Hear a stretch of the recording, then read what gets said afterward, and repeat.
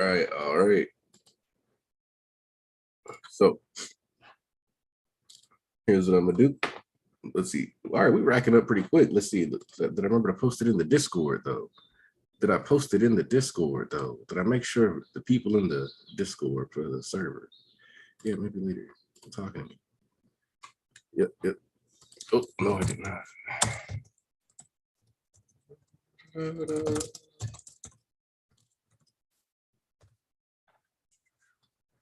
Let's see. How have you guys been? It's been almost a month, so somebody in the chat gotta have a story for me. Let's see, 13. All right, I'll probably start just from my early birds show to get to the discussion portion a little faster. Let's see. All right, you know what? Actually, question for the chat. Because it's been 3 weeks, do you want me to start right at this chapter, or do you want me to go back a chapter and read into this chapter? Just in case you want to do anything different. Uh-oh. Connection is timed out. Huh. Okay. No, we good? Am I good? Man, this internet stuff is not. What the fuck is going on today?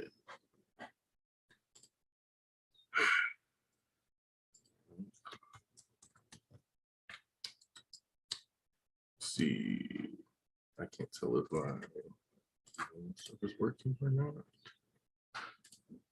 All right, it says I'm streaming. YouTube, am I streaming or not? Because YouTube keeps showing me that I'm disconnected. All right.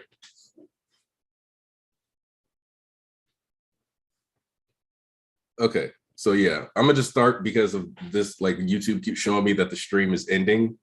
Like the actual site of YouTube was showing me the stream was over. That's why. So I'm just gonna start because I'm stop playing with YouTube here because apparently they got something they need me to know. And yet, okay, Mr. Morale and the Big Steppers. What I said is this is my number 3 for Kendrick albums. I still have Good Kid, Mad City, and To Pimp a Butterfly over it, but I will place it above Damn and Section 80.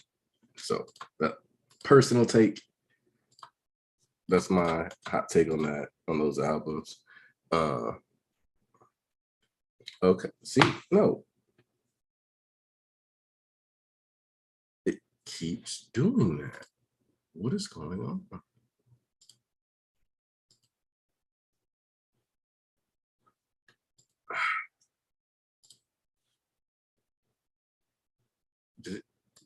Wait, does it just keep clipping in and out?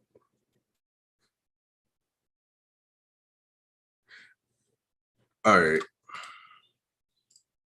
So starting the chapter, we're at the number anyway, so that works. Heights Alliance, student dorms, final night at UA, flashback. Anyway, Todoroki, I can't believe they're making you fight him. Summary of the last chapter. It was mimicked Flashfire versus Flashfire made to stop a big brother. Now Toya and Shoto's moves are about to collide. Oh, look at that. Just straight up included the footnote. Actually, I wanted this, so don't worry. Let's finish bathing within 30 minutes. Of course, Ida's the one with the timer on the bath. Even if my old man is going to gripe about not fulfilling his promise. If we think of it as a punishment, then Hawks and them made a wise choice. Dobby's existence is my family's crime. Besides, in order to reach the heights I'm aiming for, I can't run from this. Okay. This new move of mine will get me past that wall to those heights. All right. So the fact that he was just like dropping the X casually, so lets me know that he's really like real. Is this what you meant when you said you were figuring it out? Is this some new form of Flashfire Fist? Oh, right. You were gone, so you wouldn't know. Look, I can poke all I want without feeling the heat. Cool, right? of course, Kaminari is the one who's willing to poke fire. Even if it is ice fire, even it, no, like this guy.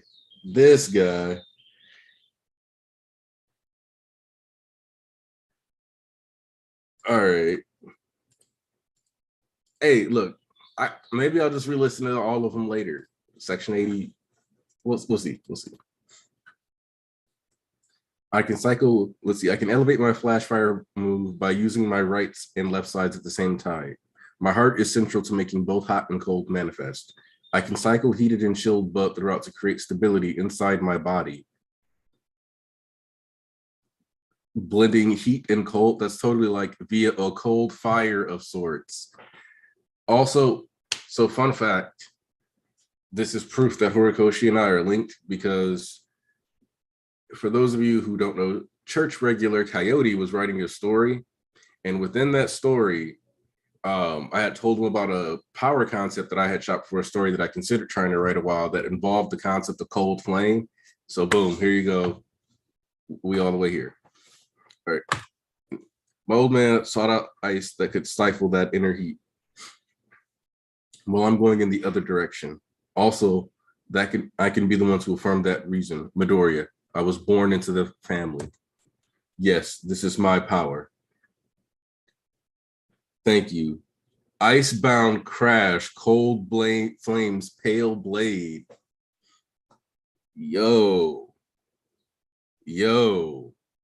Shoto getting a sword attack before Kaminari? Stealing Kaminari's moment? That's what you get for poking his fire, bro.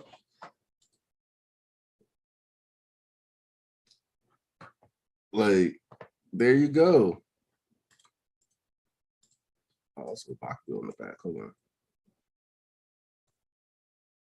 But yeah. All right. See, you got this huge attack. Dobby looking confused. Maybe this is the way to cool your head.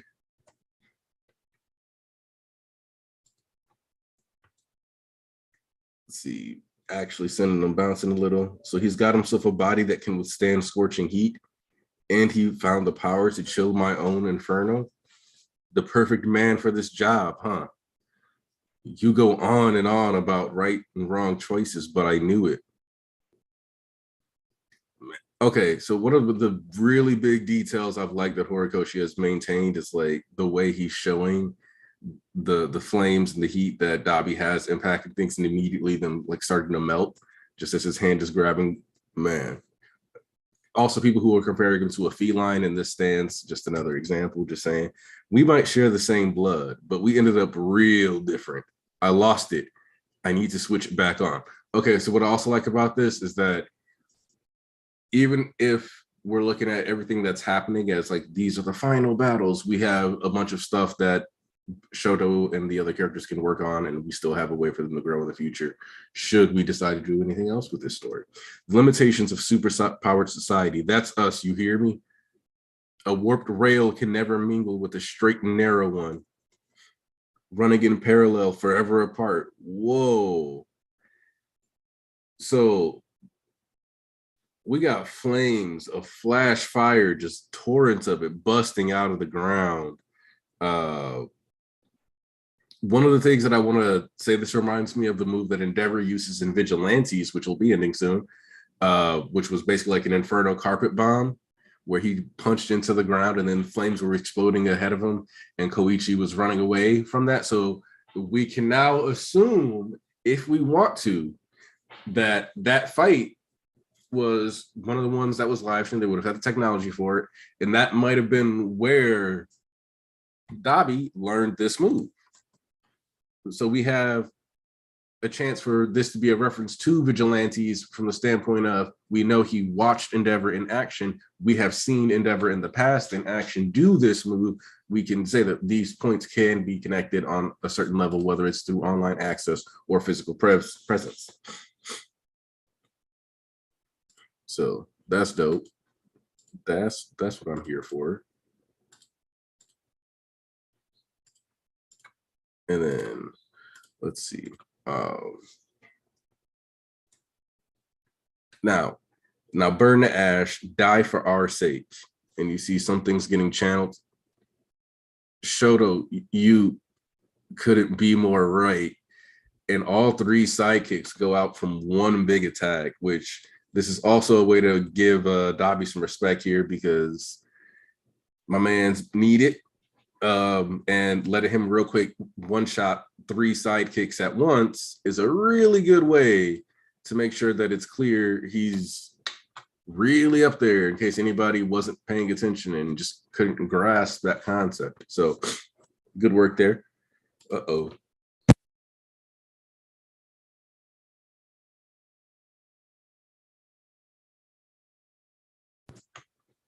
Now then,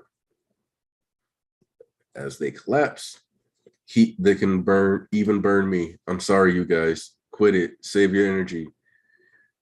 The fire covering his eyes so that he has basically just this portion of all for one face. I wonder if that's going to come into play. Though it could just easily be a thing of saying that, like, when Dobby says here, we are the limits of superpower society, you could look at Shoto as bypassing quirk singularity, having a quirk that allows his body to regulate these temperatures, etc., and be able to more or less kind of get around the side effects of his quirk. He is kind of getting past that point. So we'll see. Let me say just one thing then. Thank you, blood, the past. Along this path of mine, I've reclaimed so much for myself. Before I knew it, it seemed like everyone else had gotten so far ahead, but they were always waiting. Class A never left anyone behind. They were always there to reassure me. I mean, while everybody teased Bakugo about it, people were very supportive and did want Shoto to pass the license exam, and they were kind of down about that. So that's a good thing for him to kind of have in the back of his head too. Your ultimate move symbolizes you. It's through those moves that people learn what you're capable of.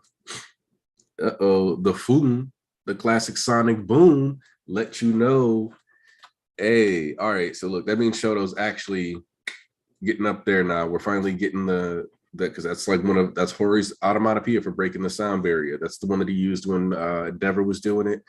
That's the one that he was using when Deku managed to go faster than Gran Torino. Consistently food. So foom. We're like, so yeah. Anyway, no, we're gonna mingle whether you like it or not. So please just stop already. Whoa. Yo. Horikoshi, did he actually take a break or did he just spend all that time drawing this chapter? Great Glacial Ager. And we get the flash to child Toya and baby Shoto, not literal baby Shoto. And the AOE, so many things have had their heat stolen. Dobby, his jacket is so thoroughly frozen, it's actually still like frozen mid-flow in the wind. Wow. Yowza. But that begs the question, what happened to everybody in the area? Because I'm gonna hope that he evac'd and got everybody out of the way, or that was the goal, is like to get everybody separated, because otherwise this man just leveled everyone on the team. Like, so man, all right, let me get people in here real quick.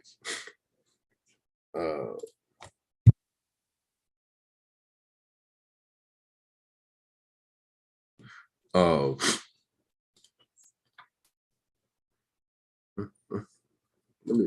all right, let's get the guest in here. Let's get my bishops. Let's summon the bishops, y'all. We gotta. Oh Lord, they gave me the long version of the invite. Let me grab the short version.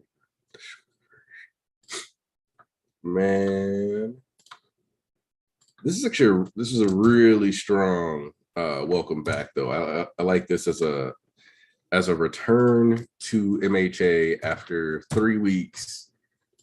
And this, Buried Alive Gaming coming through, really loving the names of Todoroki's moves between the last few chapters of MHA and Vigilante's endings.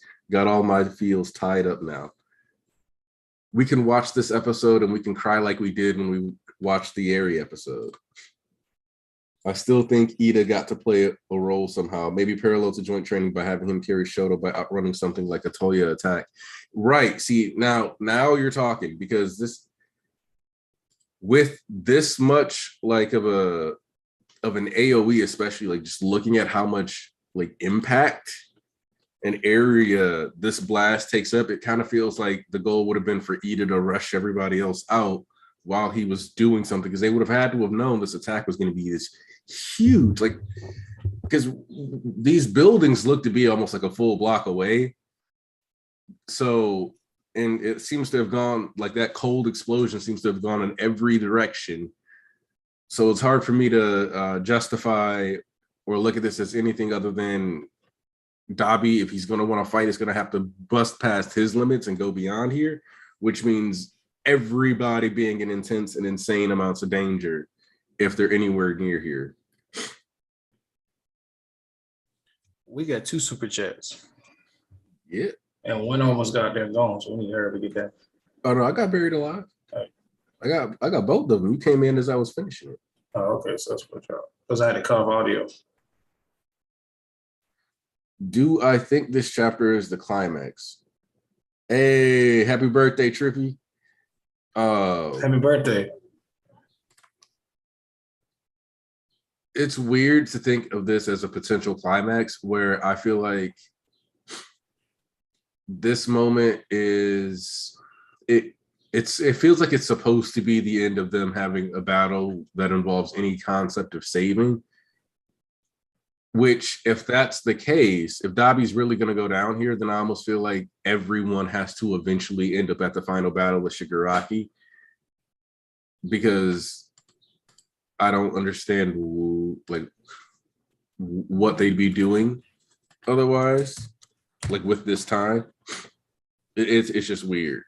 Like, it could just be all good news, sunshine, rainbows, but that almost feels too easy for everything we've been seeing out of the story.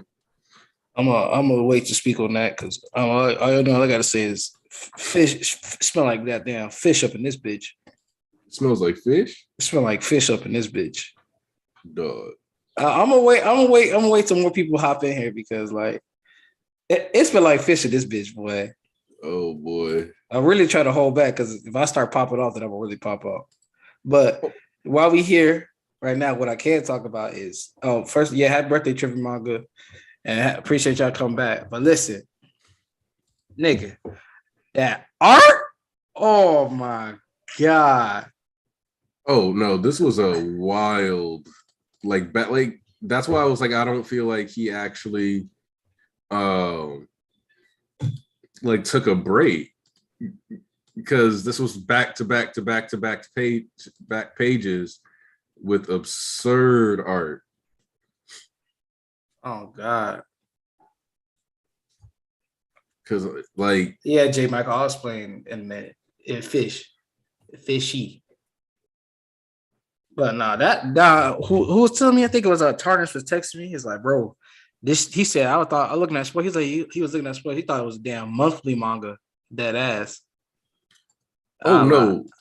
Like, this time off made Horikoshi come back probably with his most ambitious artistically in a while. Because like, for a single chapter, this is probably the most ambitious piece he's done. But that's like, I'm like, man, when next week roll around, then I can officially give this the top 2 stamp in the series. Art wise, it's definitely top 2. Like, really ain't no room for debate. But you also know you got to add the narrative too, because narrative matters in this story with context. So once next week clears up the definition of answers, because y'all kind of forgetting we in an anime. This is a manga. Don't act like you ain't never seen a nigga get back up. Don't act like that. But when I pop off, we gonna get into why this shit smell like fish, like we had the seafood market in the bitch. But man, praise is due where praise get done. Listen, my nigga, that boy Shoto, I'm so fucking proud of you. I'm so proud of you, son. Oh man, that was absolutely. Do you even go to school your ultimate move, right? Okay, just the look, pale ice blades. That shit. BG, like BG is like the fact that BG isn't here is actually a shame, specifically because this is the one day that he would have been able to like get us for every joke we ever cracked about Shoto. Oh God. Like, son, come on now. Where you VG slacking, bro? Because that's how, because you know, we got basically 3 super moves within the span of a chapter and like 2 pages.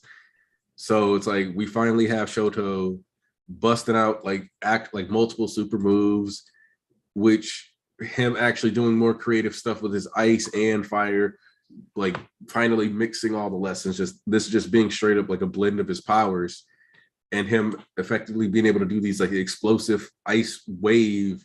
Man, he's finally actually fighting like he's a combo of Johnny Storm and Iceman. Dead ass. Oh, I never thought of him like that until today. Man, that shit raw. Like he's utilizing the flames to get the actual heat and stuff that he needs. He's doing what he needs to do to like pop off how he's supposed to. And the fact that Hori actually made it a point to tie his ability to use both on like powers on both sides being influenced by his blood. Come on now. Let me call these niggas by name. Make sure to fucking walking still to get in here. Oh, who's popping up now? So somebody's coming in. Oh, is a new warrior entering the ring? Oh, yes. A new challenger has appeared. Yes. Let's see.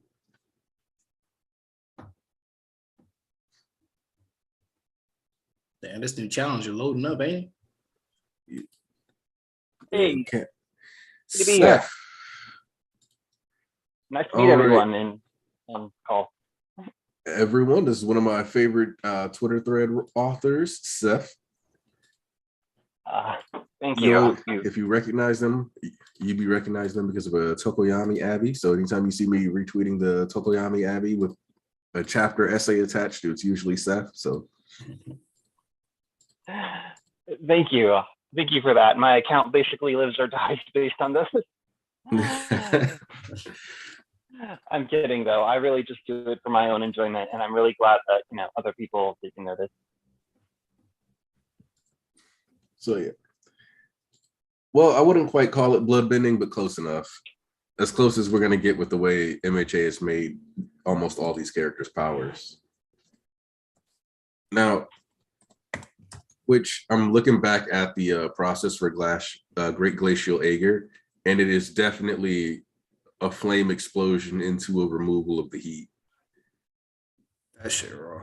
No, I had to look up what that because the name for Aegir is different than what was in the scans, like completely. Like it was a whole new word, and I had to go look it up. And I'm looking at it's like what it's it's a Norse, it's a fucking a god from Norse mythology, but the sea of a personification of the sea in Norse mythology. So an ocean's worth of cold to freeze his flames. I mean, that's one way to look at it. Let's see. So intense. Horikoshi can draw Sakuga. It's insane. Oh, part of me, I'm trying to decide if I feel bad or excited for Bones, and I guess it just comes down to whoever's animated it and how they feel about like episodes or projects like these ones, because this sequence is one that could make you like one of the most famous animators out there, for the next like 6 months, and have people actually like giving you credit, the way people do with certain animators now. But it could also be that thing that made everybody hate you forever and be dreading any sequence you ever touch. A lot of pressure, huh? Hello, Sheena. True. And I mean, which is arguably how you could describe this entire sequence. Oh snap. Okay.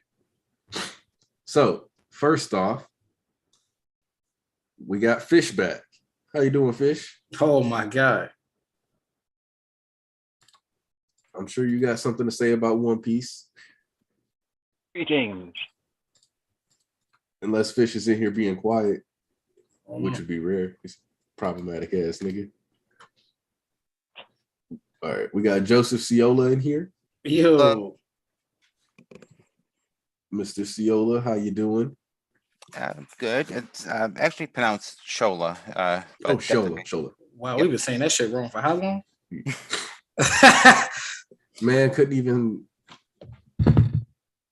give us the dictionary bracketed pronunciation. Yeah, Nader did. He wasn't playing. He's like, all right, listen. I feel like that's the thing that people like to do. They're like, all right, when I get on show, then I'll tell them. Oh yeah, it's pronounced. It just seemed, I don't know. Oh, hold on. Just get your change. Joseph's the one who did what is it, Deku and the Prisoner of Azkaban? Oh wait, is Joseph still here? No, he said hold on for a second. Oh, okay. And then we got Bishop Sayers. Yo. Look at you back in the building. Yeah, I haven't been. Didn't want to miss the Todoroki fight. Actually, Is it me or is it people cutting out? Yeah, Sayers just cut out. Somebody's cutting out. Weird.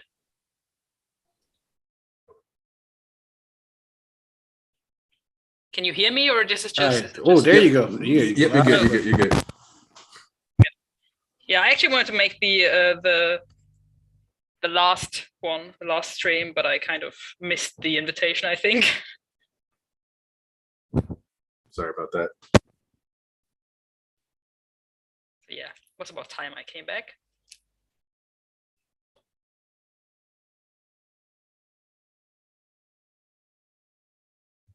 Hello. Hello, it got really quiet suddenly.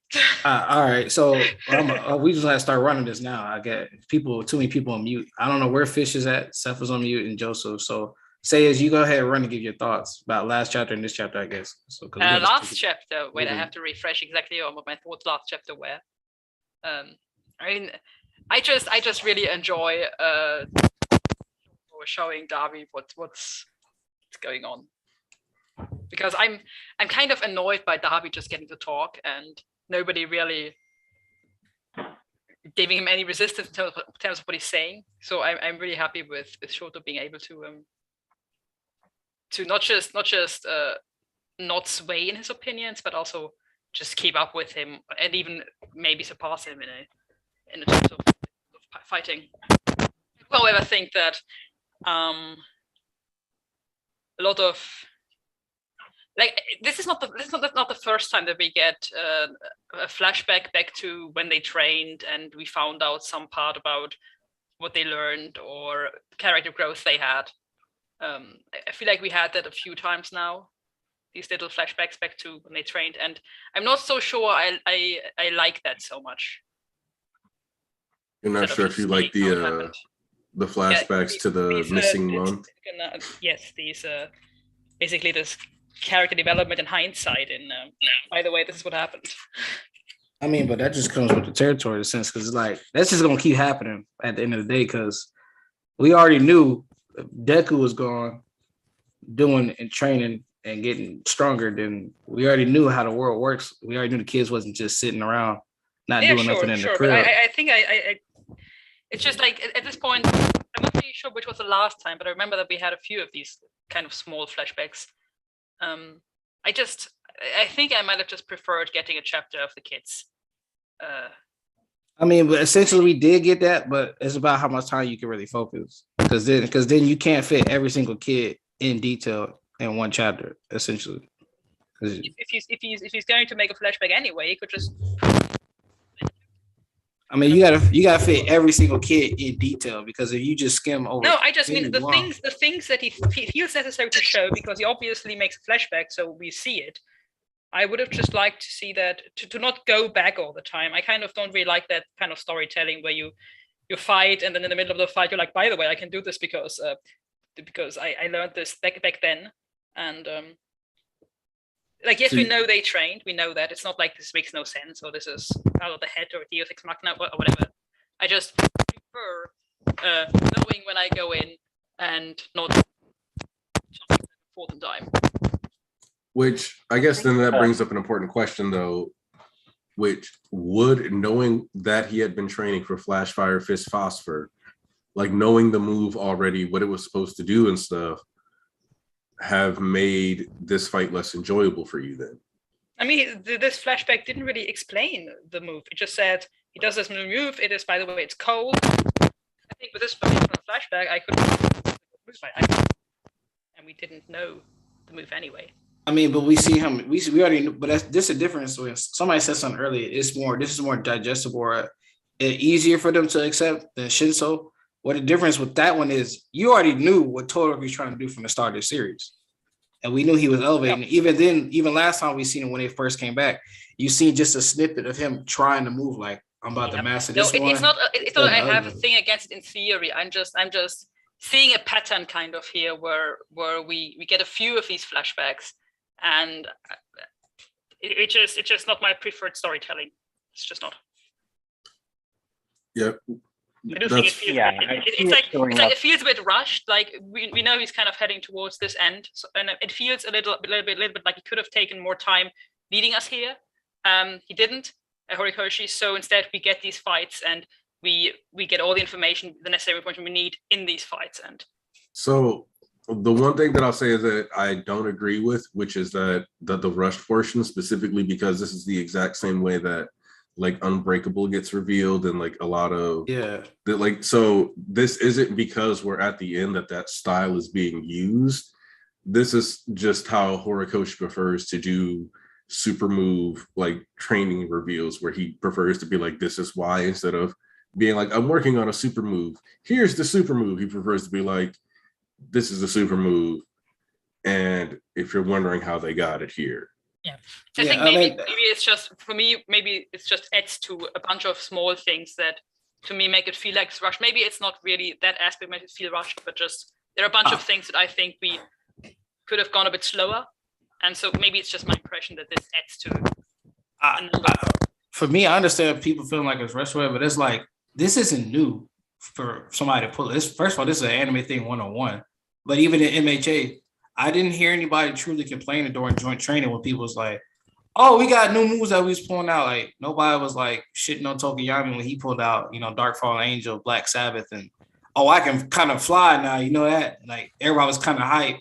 Only thing I ever heard any transgression about or upset was about fucking Lucky Bag, and people was calling out that was like a little bit too convenient. But I didn't hear anybody really complain about reciprocal burst, the 10-minute boost, like a lot of things that people were doing in joint training. I didn't hear any complaints about. Like that was just like, okay, like that's what it was. Even in the war when Kaminari boosted his shit, like nobody would complain. Everybody was hyped. When Tokiyami used Ragnarok, which we had not seen before, but we know in a 3-month span they were expanding their abilities. They're constantly doing that. So it's just like, it's not something that's new. When people say it's like, oh, 306, now everything just thrown to a flashback in the middle of a fight or whatsoever. I was like, I mean, he been doing that since way back when, so I can't see it as like, oh, he's doing this new thing where he just throws it in now. Like, yes, it's been a little more flashbacks have happened. I will give y'all that. But to say it's just like, oh, it's just new with Tyler, it's like, well, he kind of been doing that since like way back when. That's just his introduction of new moves. Because like, how impactful is a new move if I already know what the new move is? Yeah, I agree. That's why I just said that it might just add to the impression. Like, it could just be that he did it all the time, and now I just feel like it's generally a bit more faster paced than I would like, and so this just adds to the impression, even if maybe he did this since. I think part of that comes down to, as climactic and beautiful as the finish is as it is, this feels like a fight that will last one episode. And by that, I mean, this is a fight that would basically only last one episode, and that feels really short. I almost got on that, but we got walk-ins here. Somebody I was actually waiting for. Oh. Because I was waiting. That's why one of the reasons I waited. One thing I actually want to add with that, probably a lot of the criticisms that people might be having with Shoto having this huge power up compared to like the other ones is probably the level of power up, if that makes sense. Like some of the other like new moves and all that, they've been, and this isn't meant to like downgrade anything, but they haven't been anything that's been like earth shattering, oh my fucking god kind of thing, except for like Ida with his reciprocal like 10-minute boost. This is something where like Shoto worked on this. It's something he's been working on for a long time, so you could use that argument with it. But yeah, it's something that he created, and now it's like, oh, now I'm on this level. So I could see people having that argument with it, but again, Shoto's been working on this God knows how long. He's been trying to use both sides at the same time, and this is the end result of it. So this is the final fight. This is where you're gonna get stuff. yeah. Yeah. What I think it's okay though to feel like I think it's okay to feel that kind of that anxiety or apprehensiveness or just noticing Horikoshi's patterns.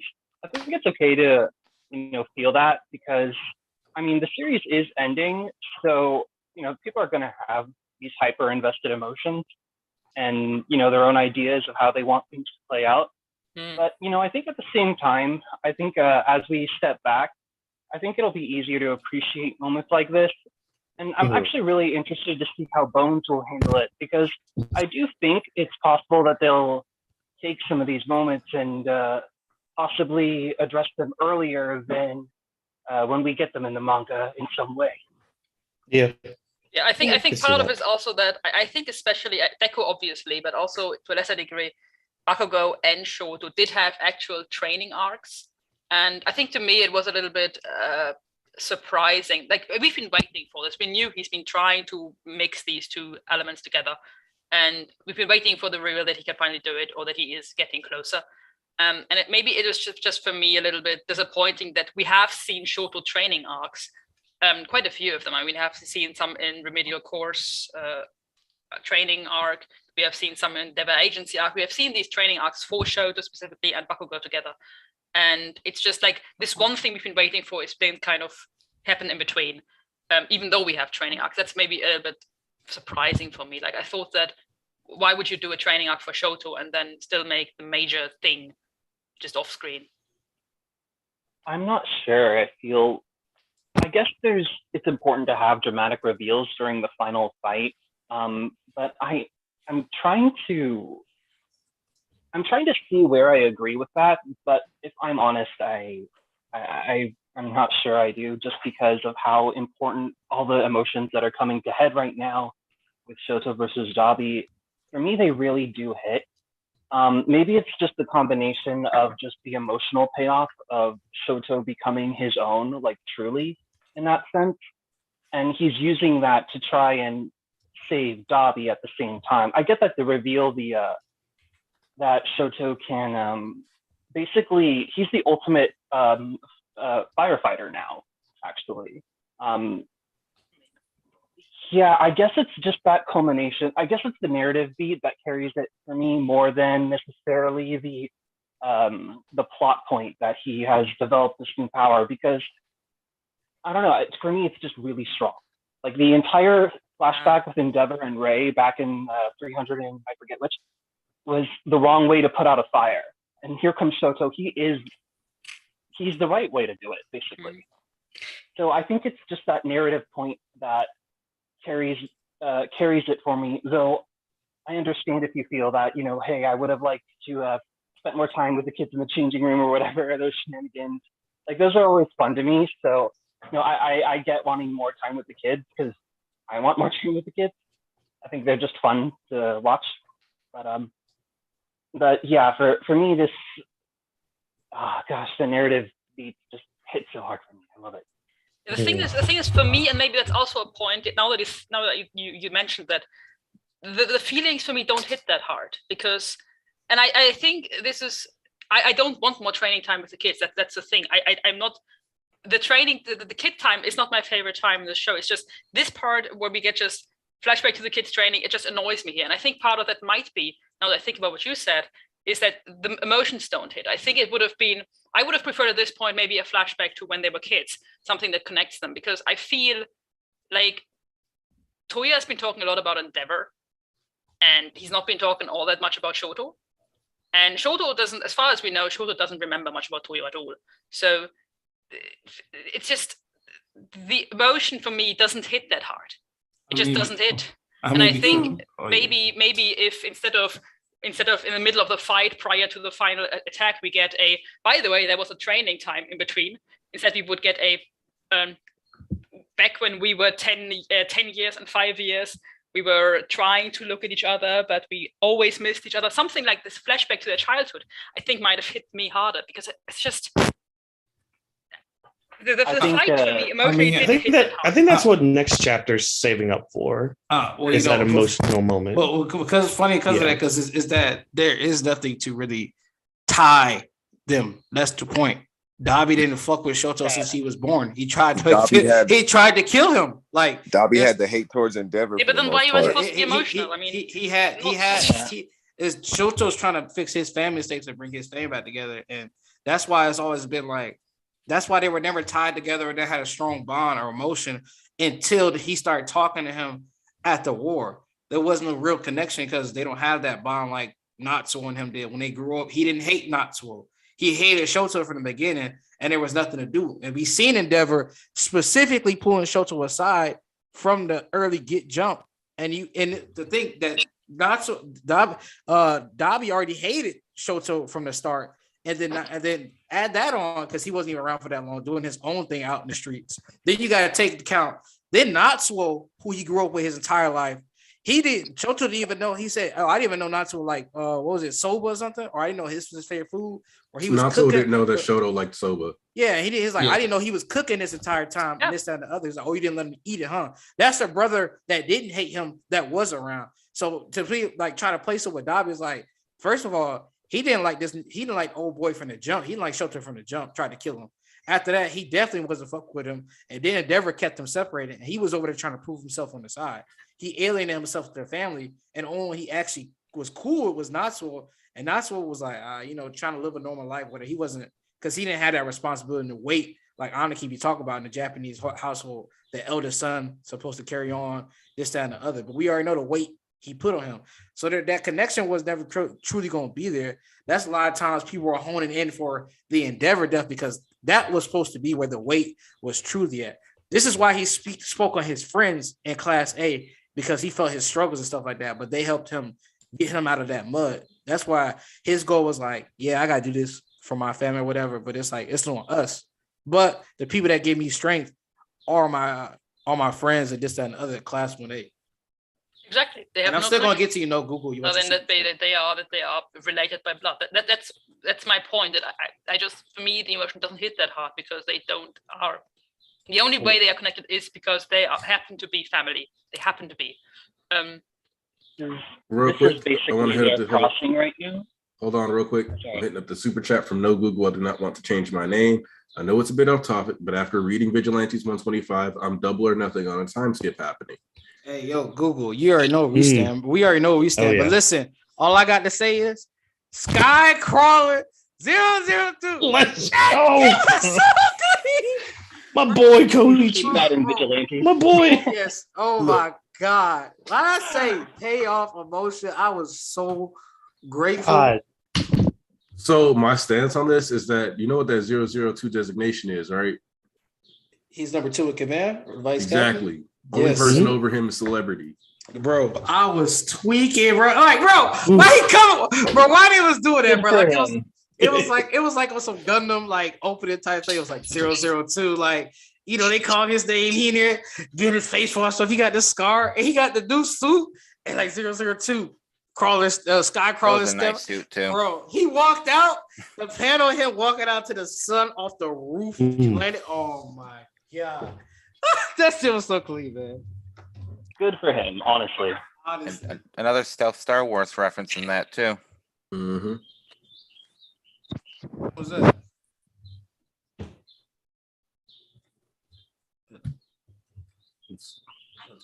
I know. What? Hmm? Is everybody? I can't tell if anybody's I like don't if hear. somebody's cutting out. Yeah. All right. Can you Okay, hear me? Mhm. but Yeah. yeah. Yeah. Okay, so one of the things though that has been mentioned in the chat that I do want to address is that this apathy that Dabi has towards Shoto outside of, the homicidal urge, to me does make the moment and Shoto finding a way to not kill him worth it, because what Shoto is saving here, Shoto by not killing Dabi and instead managing to damage him, is a way for him to save their potential future together, even if it doesn't pan out that way. And it takes any potential death of Dabi off of Shoto's hands directly and places them back and keeps them in Dabi's hands. If Dabi wants to try to do one last big thing of glory and Shoto has to neutralize it, that's one thing, but Shoto doesn't have to directly be the one that puts him down. Shoto has been more than accommodating in this exchange, quite frankly. And I actually really love that about his character, is he recognizes that Dabi is his family and he's really going in on that. It's like, this is my brother that I know nothing about. And like Dabi said, they are on parallel lines. They're very disconnected. And this is the first moment where they're actually truly one-on-one having an exchange, really. Like, even if you include the instance with the war, like that was a very chaotic reunion, more so than anything else. Dabi was focused on Endeavor, and that's why he abandoned the fight. So then coming here, now they're actually forced to go all out against each other without Endeavor in the way, where Dabi's focus is all on Shoto. And I am really looking forward to next chapter to see if they have anything else to say. But for now, I'm looking through the art and seeing Shoto's face in the beginning, and well, just everywhere actually. He's just I really feel for this character. I feel like Shoto really has to get a chance to say more, because he didn't say that much. I mean, even though that was actually, to me, it was the funniest part in the chapter was when Toya said that Shoto is going on and on about, I think, what's right and wrong, even though Shoto has said nothing in comparison to Dabi just prattling on all this time, talking and talking. I mean, the one who's been going on and on is Dabi, so it's kind of ironic that Dabi turns it around and says. But anyway, the thing is, Shoto hasn't said that much. He hasn't tried convincing Toya about any other way, because obviously that wouldn't work. That would be wasted breath. But I do think that Shoto still needs the opportunity to say something. I think that's part of what this moment is for, because by freezing him, he looks a bit KO'd, yes, at the end. But I'm also going to point out that he could still be awake. And I think that there's a chance he still dies here, but just fizzles out. And the reason why I say that is because if you look at his right arm on page 7, in the bottom spread, it actually looks like the muscles along this part of his bone have started to just straight up burn off and turn to ash, which would mean that his body is genuinely just broken down to a point where organ failure should be inevitable, even if Shoto managed to neutralize the flames, unless the white is supposed to be ice. But I don't think so. That's exactly what I mean. I think it's a symbolism thing, maybe, by cooling him off, Shoto is extinguishing the hatred that was keeping Toya alive. Yeah. So Kiri Pookie, you came at the perfect time, because there was one reason I was waiting for walk-ins, and then, Fishmax, you here or what? Because yes, sir. All right, I see you typing in the chat, and then it's all right, this man didn't talk since he's been on stream. All right, Fish get shy. Yeah, I do be getting a little shy. For those of you that have been asking me to go ahead and pop off, so now it's about time to go ahead and pop off. When I say, I'm pretty sure Squidward had this fact, or Aniki had the fact. I don't know what ocean we in, but we in the ocean right now. We in the fish. We in this fucking seafood market. When I say this about as fishy as it can get, this don't add up. This math not mathing, bro. Dead ass. You little hooligans, you scream Kofi all you want. Now listen, let's say this is the end all be all. The Todorokis, Dabi and Shoto, those are fucking headliners. And tell me in any manga that you have read, where the headliners truly go out first, like from the start of the series on to now. At the end, the headliners go out first. That like Dobby is like, if it was just like one thing, like some of the kids was taking out some convicts or some PLF members that we had seen that we was like curious about, they got washed, that'd be different.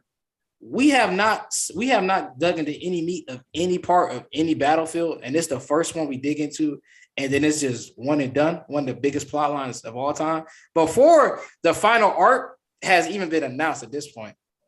Now I don't care, like I don't care what you're talking about, like come to me with on everything, swear to me on the most important life that you have in your life, swear on their life that this actually makes perfect sense, that it's at the beginning of this, the first world battle we have is one of the headliners to get taken out. Tell me that just makes perfect sense to you. Like, it's one thing if he died towards the end of the arc, that's different. That'd have been like, all right, never mind. All right, y'all got that one. We barely 10 chapters in. And this is one of the biggest plot lines with so much care and passion. And this is the favorite thing of, you could tell the difference when he writing the Todorokis and everybody else. All the care, patience he put in, and this is done in 2 chapters. Really? This is the shortest fight I think in the series, and this is like Cassie and the Gaunt have bigger fights than Impact and way off than this right now. So it's just like, really at the very, very beginning, this is the first real deal fight we actually get, and it's just wasted. It's one and done. 2 chapters, that's it, and then ain't fishy to nobody else right up in here. Like the narrative weight these guys pull, like come on now, like it's like a little bit too fishy up in here for Dobby to go down before, like, and Ida ain't, and this whole fight is over. Ida ain't did nothing like that. Like maybe you could paint the picture, like maybe you could paint the picture, maybe you could paint the picture like, oh, Prominence burn and Ida saved them, this, that, and the other, and then you keep it pushing. But still, like you waste a headliner at the very, very beginning in a 2 chapter fight for something that's been the biggest plot line of the entire series. I mean, so far they haven't None of them any fight that isn't a long. headliner. None of them. All for One versus All Might was over real quick. Shoto versus Deku was over within a similar time frame too. Like none of the fights have ever been long in MHA, and I understand wanting more MHA because I want more MHA, but like really none of the fights have been long in MHA. No. This is a 2 chapter fight, and the last 2 fights we have had have been five chapters both, with Nagant and Cassie, like, and then the Shoto, and that's way different. Shoto and Deku is way different. Like all my off one, I could give you that one, but Shoto and Deku way different than like Shoto and Dobby, which has been set up since that first interaction, going on, building up, and at the end of this is at the end of everything. This is a headliner fight with. I mean, you have to remember that the only actual setup for this was when Dobby introduced himself. Shoto and Endeavor had no idea who this guy was until literally only 40 chapters ago. Like there wasn't. You also have to consider most of the buildup is coming off from the Liberation War, but I don't actually think that's the point. I just when it comes to MHA's fights, like especially with ones like this one that. There have been elements, you're right, that have been building up. Okay, the entire Todoroki family drama, we had that before Dobby. So, okay, yes, sure, that's fair. But when it comes to this, it's because there was so much already written that I'm not really sure what exactly is going to be said, because even Shoto brought it up. Dobby is out of control and he's burning everything.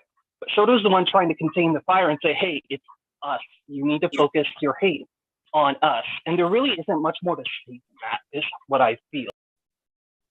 Yeah, the thing is, what you also have to consider is, first and foremost, I've been saying this forever. I don't think Dobby is going to die here. I think he's going to die in the long run because he's falling apart, but I don't think he has died now, and I don't think he's going to die in this fight specifically, unless he's just running out of time.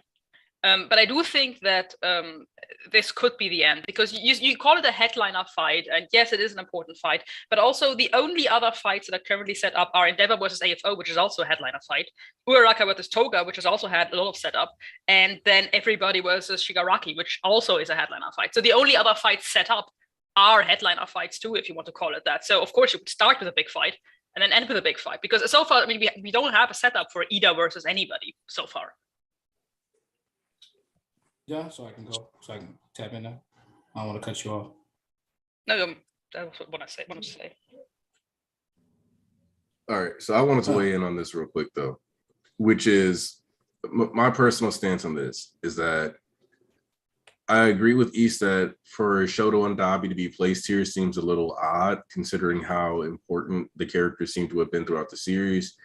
But I'm also going to say that I don't, because of specifically where we are with Shoto and Dabi, this plot line seems to be that the Todoroki family is probably going to get to interact with Toya. They're probably going to actually get to say goodbye. Yeah. And so by putting this action bit here, it's like, cool, you get your raw fight. We're going to move away from that. We're going to see, because the thing is that what I'm kind of fascinated about this is that, yeah, sure, Shoto cares about Dabi hanging out with AFO or being like experimented on or whatever. But the flashback we got, I think only parts of that are information that Shoto got. Like, Toya might have mentioned, yeah, like I went back and I went here and I was found and then I got like healing, but I don't think he sat there and was like, it was all for one and Dr. Ujiko, who you've captured. And that was why during, like, I don't think it was phrased that way. So part of that flashback, like the parts of the flashback that I think Shoto were actually given were the ones that it's like, oh yeah, I was taken in and found, and then I came back home and I saw Dad still whooping your ass. That's the part that I think Soya got, or like Shoto got. But I don't think he got specifically like the parts where Dabi was like, I rejoined the league because I had already been affiliated with them, and then I realized they were gonna know Mufai and me. Like that wasn't what they were talking about on the battlefield. Like that. And so I think that part has to kind of be discussed, and it has to be, because when Dabi was like, these are Endeavor's flames, it felt a lot more hokey to a certain degree up until you saw that, like, he was like, no, if you're still just beating people, then I'm just going to be this thing. Because, like, what does it matter? And I was like, all right, that's a bit more fair. It's based off you coming home after feeling like, after having died and seeing your dad still whooping your brother's ass. Yes, exactly. I don't think Toya was at all distraught about Shoto being still beaten. I think he was distraught about him thinking that Enji moved on. Yeah, that's why he never had a connection with Shoto, as we were saying before, as kids. All his anger and rage and all that is just geared towards Endeavor for the most part. I just meant that, like, still beating children. He was like, oh, fuck, my dad doesn't care about me because he moved on. It's in the end, it was a selfish thing where he thought his dad would be totally sad because his dad would be distraught, would be crying, would be like completely different. He has to change. Losing me has to change my dad because, of course, he doesn't.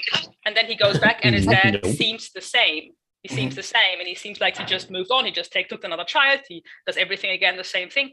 He doesn't see that it's not true what he sees, what he thinks he sees. So Aniki, I was curious too. My bad, y'all. I wanted to ask real quick: are you under the volition that Dabi and Endeavor will have a conversation again at some point, like that final conversation? I want to ask that too. So I think that's possible. Personally, for my satisfaction, what I would like is for Toya to talk to the siblings and his mom and die as he was about to talk to Endeavor. That would be like my ideal scenario, because at that point, Endeavor doesn't get the satisfaction of like mending that. So we get Endeavor's punishment, because everybody's always on Endeavor for not getting punished enough in narrative, right? Like that's one of the big Endeavor discourse things for some reason. I just want him to be hugged at this point. Saying I want him to get hugs. Complete opposite. I'm also on the opposite end. I'm also on the opposite end. It's hard to, I mean, I guess everyone likes drama, and I think it's important to balance that with good things. But what I liked about the Todoroki family subplot is that, like, good people can, or what is it? I'm sorry. Bad people can still be heroes, quite frankly. And on the flip side of that, the consequences are lopsided, like in terms of things like that. So I think it depends on, I guess, the narrative direction that they go for it. But I also want to see some kind of reconciliation. Yeah, the thing for me is hold on, because I want to talk off Aniki's point before we got too far off of it. Aniki. Oh. See now, Aniki? You sit there? Yep. Yeah. All right. So you gave me a good point, and that's another thing. I don't know if I brought it up before, but I was talking about it to who was it? Coyote. I was talking and Petri. Alan. We were talking about also what narrative weight holds in the story.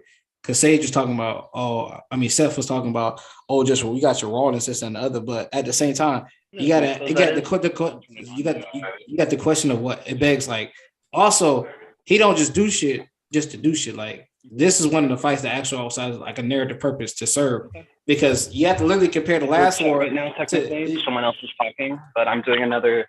You have to compare last war to this war. We have a precedent for last war compared to this war. So you stand the two, like, say it's called Alpha One of Hawks and them, like, versus Alpha, Endeavor and them. That's like a headline. That one be considered a headliner. Like, other people, like, we know who the top 3 heroes are, most importantly, and the top 3 villains. Like, we know their story. People have been waiting for their fights, their story more than anything. Them clashing, them duking it out, the winner take all type beat.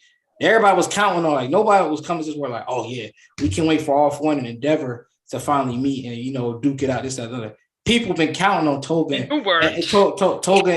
Ochiko. Toga, nobody was counting on Endeavor and Alpha One like the same level they was counting on Toga and Ochiko, Dabi and Shoto, Deku and Shigaraki. Like, those are like some real headline. That's like a headliner fight. Yes, so that's like the main people at that location. But the fights people were really most invested in for emotionally and build up and waiting were definitely the big 3 versus the big 3 on big 3, like vice versa. And then also it's also that somebody was talking about and also talk about how Tyler, you were talking about it's still other characters that's just chilling in the cut.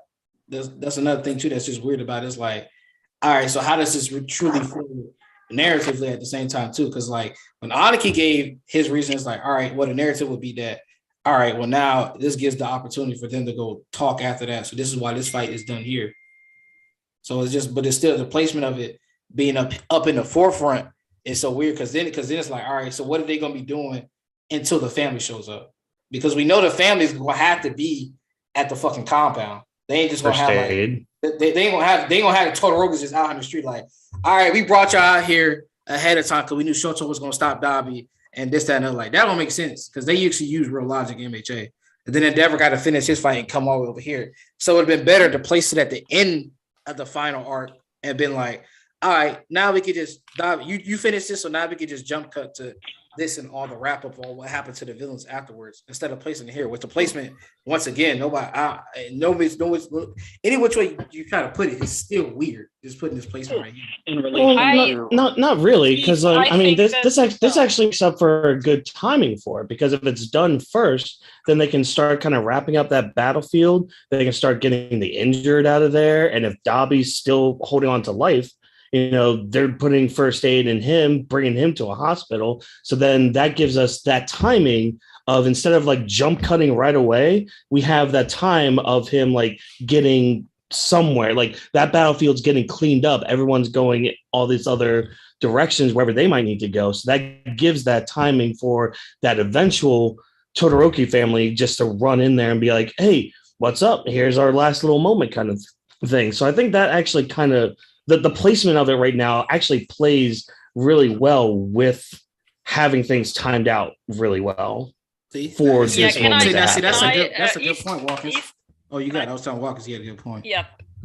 Oh, and that is, I do partially agree with the whole headline thing. The thing is that you are right that Dabi, Shoto, Shigaraki, Deku, and all the others that are there now, and of course Uraraka and Toga have much more setup than AFO and Endeavor. But the thing that makes that fight kind of one of the more difficult ones is because he's the only fight where we don't really know the outcome. Like, I don't think anybody went in thinking, oh, Raka is going to die, Shoto's going to die, or Deku's going to die. But Endeavor might actually die in this fight. And that is what kind of sets this fight apart from the others. And that is, sure, we knew that Dabi wanted to die, but we knew Shoto doesn't want to die. And now it looks like Dabi is going to survive. So the question now is not is Darby gonna get a reunion with his siblings? That might be possible if Shoto manages to keep him alive. The question is more so, can he ever meet Endeavor again? Because if Endeavor dies in his battlefield, that's not going to happen.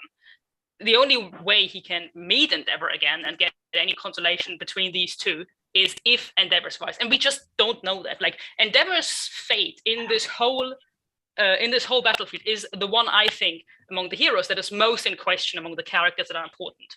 All the other ones are the children, at least the main three now at this point, meaning Uraraka, Deku, and Shoto. These three, we assume they're gonna survive. Nobody, I think, goes in thinking they're gonna die. But Endeavor might die, and that puts. I don't think Endeavor's beating AFO. I think AFO's. Endeavor's definitely losing to AFO in my opinion. But yeah, but you know what? That comes at a cost too. Because now it's like, all right, all these people that's tied. Because it's like, who are we talking? I think I was talking to Tarnish. That nigga ain't here today. He got work. But it's like we talking about like Endeavor dying to AFO. Ain't that kind of weird? Because then it's like, all right, but we still got to chomp AFO off and get him up. Endeavor is being handed the worst Father of the Year award by All For One. All For One is bailing, and he's gonna head off to fuck with Deku one last time. That's what's gonna happen.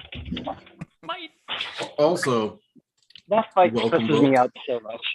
I did want to highlight that I think that the All For One versus AFO fight has a lot more potential than the fandom has like really given it, because we kind of the Endeavor versus All For One and like Endeavor Hawks, All For One, all that. I feel like that one has been kind of slept on for its narrative potential.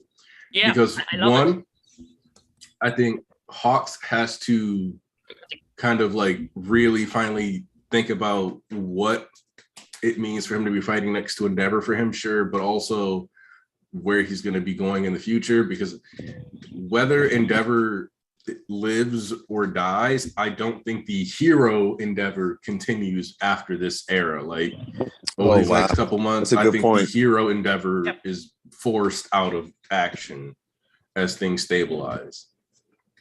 So, or like to the extent where he might still have a license, he might still beat your ass if you're in his neighborhood, but I don't think he becomes an official hero that has an agency, is getting funding. Still has no hero. Yeah.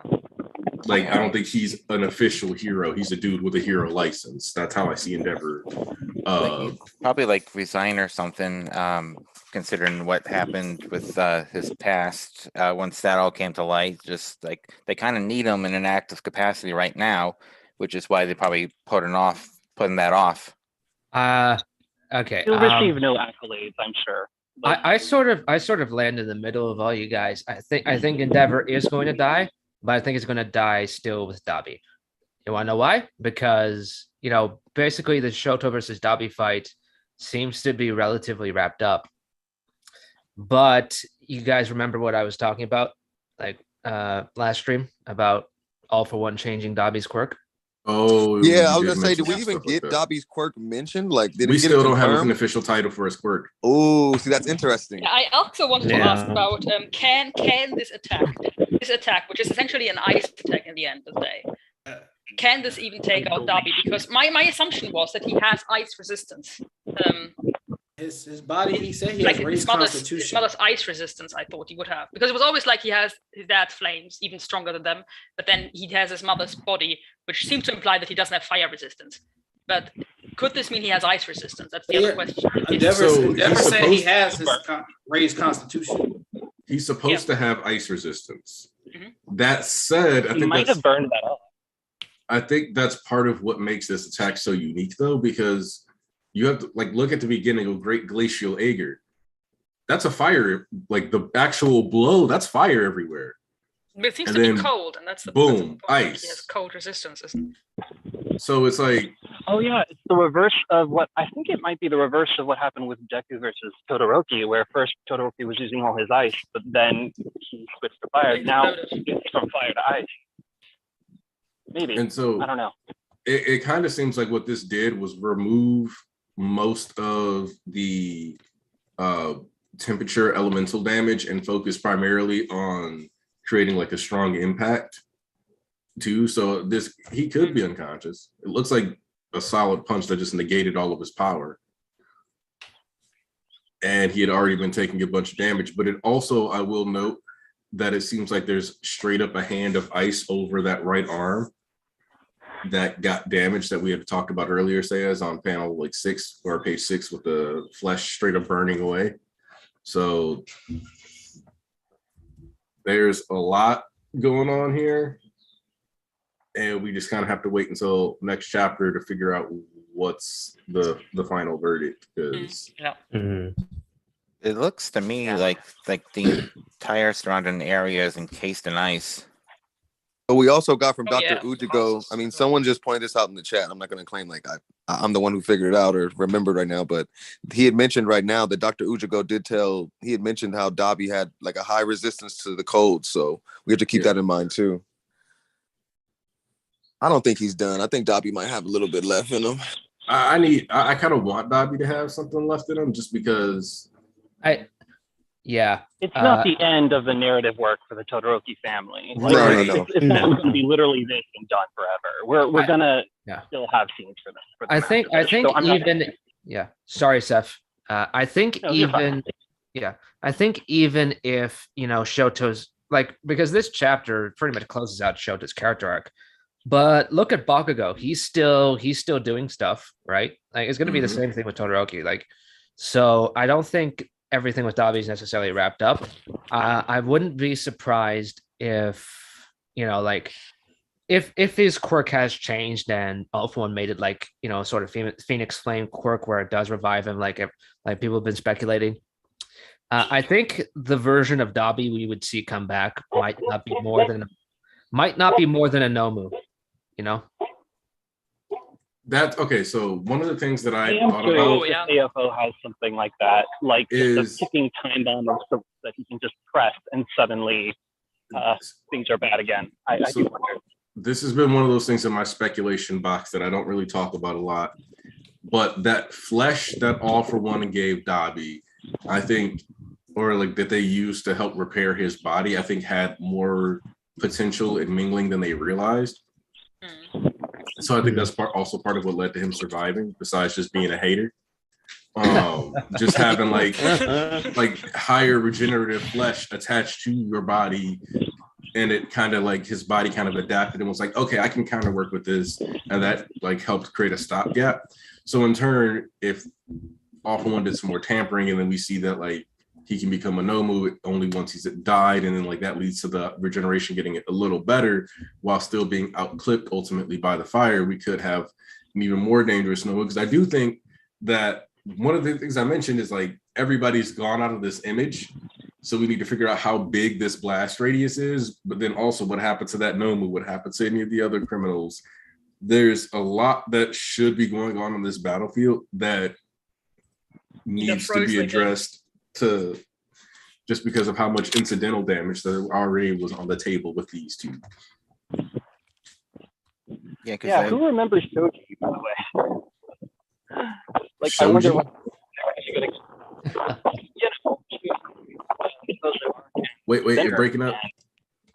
Oh, sorry. I'm outside. I guess that's why. No, I was talking about like the arc of those remaining characters. Like we have not seen any sign of. I mean, we know they're there, like Shoji and Spinner and everyone, but like there's been no hint of that. We're already finishing up Shoto versus Dabi. That tells me it's gonna be crazy. We haven't even seen anything of that. That just tells me it's gonna be a crazy plot point. Yeah. Oh, I still think Spinner's at Shiketsu. This is actually completely related. Sorry, I'm jumbling around, but I didn't want to forget. I agree with the placing thing that we said earlier, just for slightly different reasons. I think it's like the Todoroki subplot is really, it's not that it's disconnected from Deku. I mean, Deku's connected to everything, but it's the outermost thing in this conflict, aside from the thing with Spinner, right? Like that is one of the most outermost things. So I think we're working. I think it is very, and that is important, very disconnected from AFO and OFA. I think that is. From that conflict, and I think, I don't know. That AFO confrontation is the biggest question mark because I have no idea exactly what Horikoshi is going to do with that. Like you have an idea for how Deku is going to handle those other characters, or how Uraraka is going to handle Toga somewhat. But like I have no idea what AFO is going to do, and honestly, I'm really scared for Tokoyami. I would be too. It's gonna be fine. It'll probably be fine, but I have no idea. I have to admit, when we found out about Shoto's new move, and Deku was like, "So you mix," and he was like, "So I mix hot blood with cold blood." In my head, I was, "So that makes it lukewarm," and Deku said, "That makes it cold fire." So I'm assuming that this fire that he now uses is like cool. But neither the ice is particularly cold, nor is the fire particularly hot. It's more so a capture move then. Okay, I'm the GOAT. It'll be all right. Top one. What? They're poking him was so funny to me. I don't know why. Which I would really, I think it would be really cool if Shoto has this lukewarm capture move, which is neither particularly hot nor cold, because I think the problem with Shoto's quirk is that it's awesome, but it's also like hella destructive. A bit, some would say, too destructive for a hero. So if he has a quirk which is not going to kill you by freezing you to death or burning you to death immediately, that would be pretty cool. Well, you saw some of that this chapter, like the flash fire fist, the technique that Shoto's come up with, like his classmates are able to touch it. It's gentle to the touch. That's really who he is on the inside. He's a very gentle person. And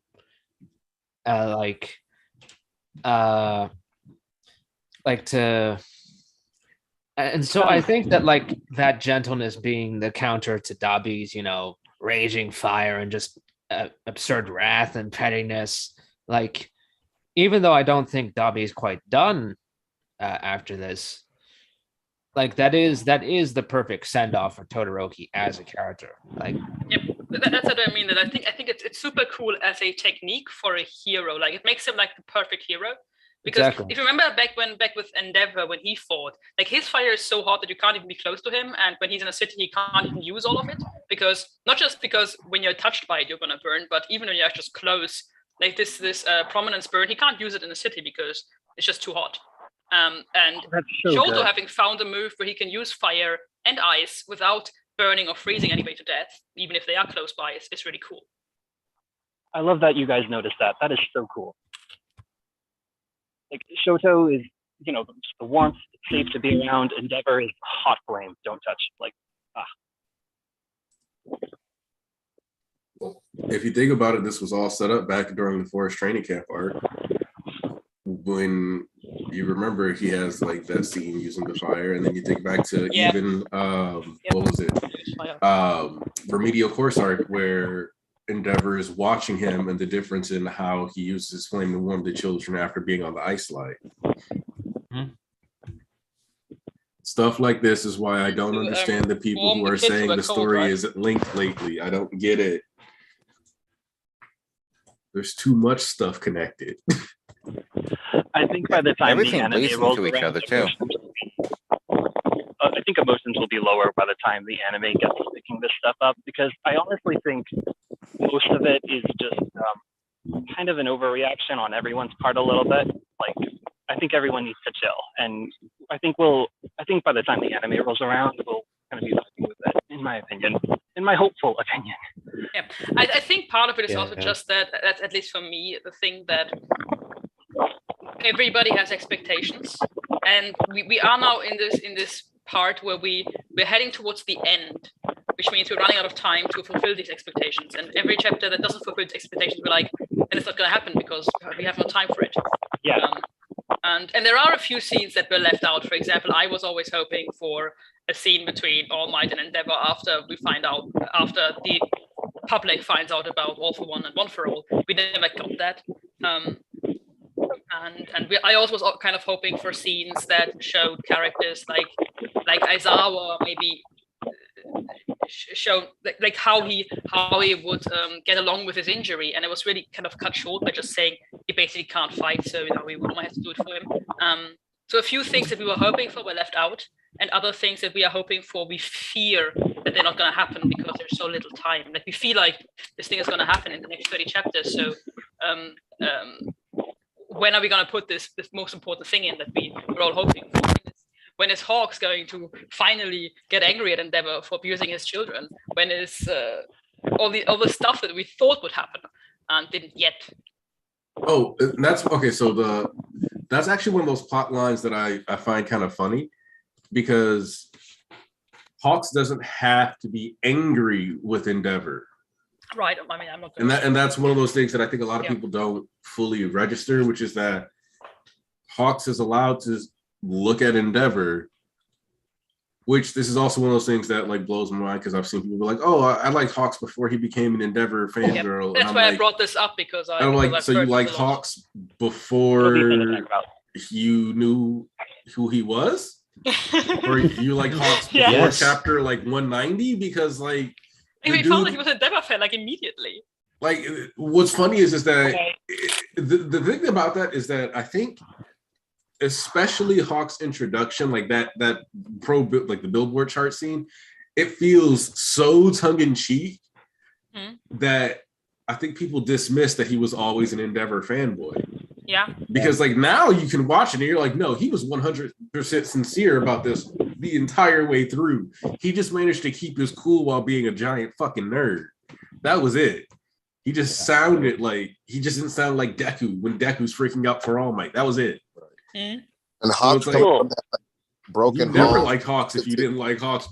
If you liked Hawks until he was an Endeavor fanboy, like what? I had like 2 chapters with him, and then you were disappointed. No, I mean, like you also gotta understand that like, Endeavor was like even though he didn't know him, like Endeavor was the one thing that really kept Hawks going when he was a kid. So like growing up, like, and he's had to kill people. He's done all this stuff. So like in the grand scheme of things, I don't think he's really too keen on judging, especially when they have a job to do.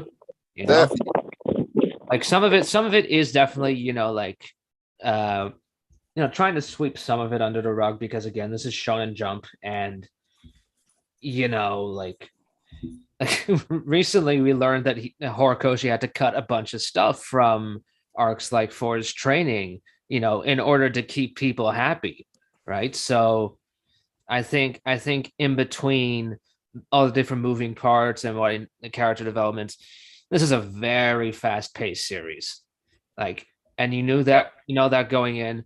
I think like there's extra stuff I would have liked to see, but end of the day, I think it's more important to get to the end in a decent amount of time rather than focusing on plot points. Like, I kind of feel like you look at someone like Hawks, who comes from this somewhat broken home because his dad was the criminal, and he looked up to Endeavor that whole time. Him being an adult and being a hero and being one of the top heroes as well, I think it makes a lot of sense for him to be a grown man and look at Endeavor and be like, yeah, you are an abuser, but you're also a hero and you're actually trying to make up for it. Why do I need to, why does he need to have hate towards, and like, it doesn't even make sense to me. Like, I never even thought of that. Yeah, basically that's my stance. Yeah, I agree.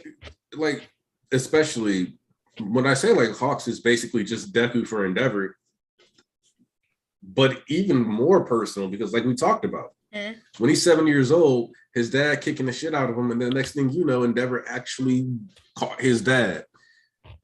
Like, Endeavor, the hero, the role that the hero Endeavor plays in Hawk's life is too big for him to obsess over NG Todoroki. Yeah, and his faults in the past.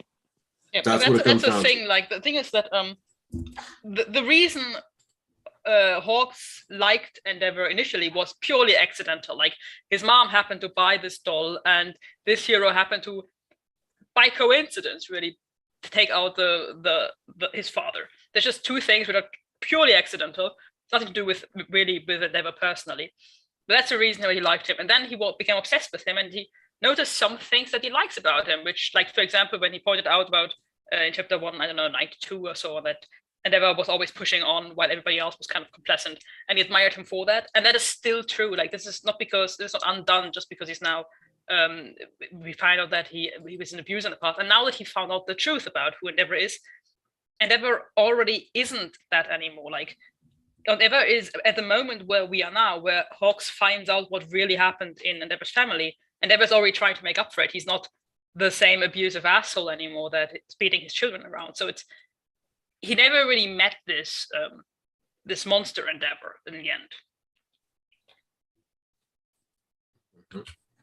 end.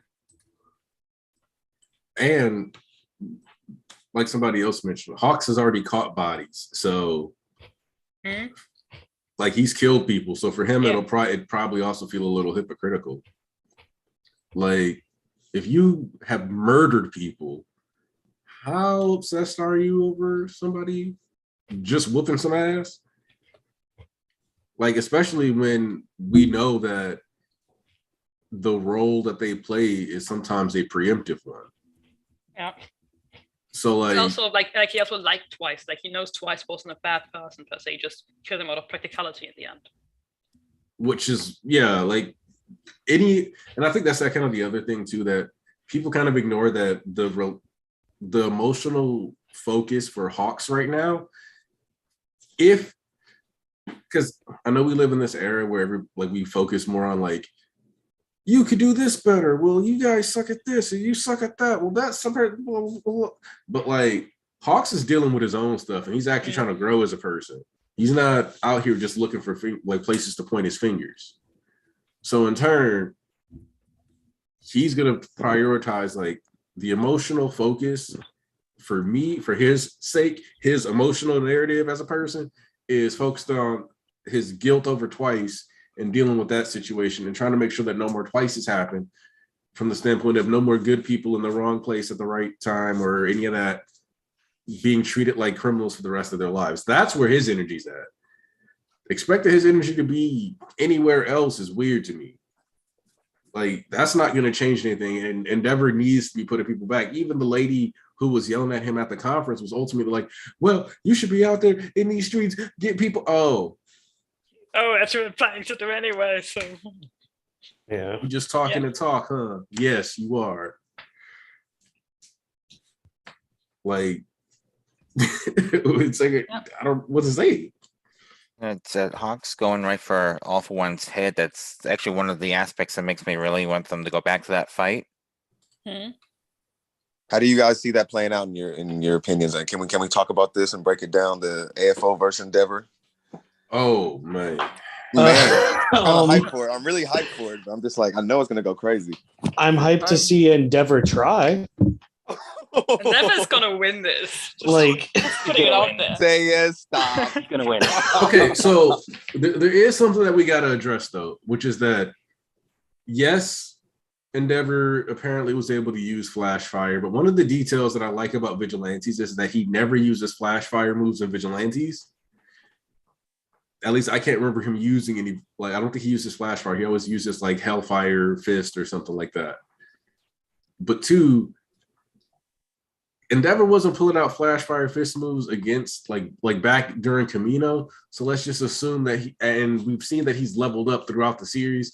So let's assume this past month maybe he got a little extra something nice in there. I do think we absolutely know that he got stronger between Pro Hero and the war. And the thing is, I'm not sure if he got stronger since the war now because he was injured. So he might have. I'm not sure how well his lung recovered and that stuff. But in theory, he could have gone against stronger. I do think he already had flash fire way back because we got this scene of him saying to All Might that by the time he was 20, he knew that, which seems to suggest that by the time he was 20, he had climbed this mountain that we saw last chapter. My personal suspicion is that flash fire was basically a move that he could. To me, he only had prominence burn for a really long time. Like, if that makes sense. I can see that. I can see that. And I also think that for a long time, he probably had flash fire fist and any move that had to do with this for like he could only use it a limited amount of time. Like, I remember back in Pro Hero, he counted out all the things he already did and how he's already heating up because he can't do prominence burn all this often. Like he had used like 3 or 4 flash fire fist moves against and was Hiraki like, was spamming things left and right. Yeah, like he was looking like a Popeyes worker after 4 moves. So, all right, I thought that one was gonna have fish going. Look, again, I'm gonna have fun watching him try.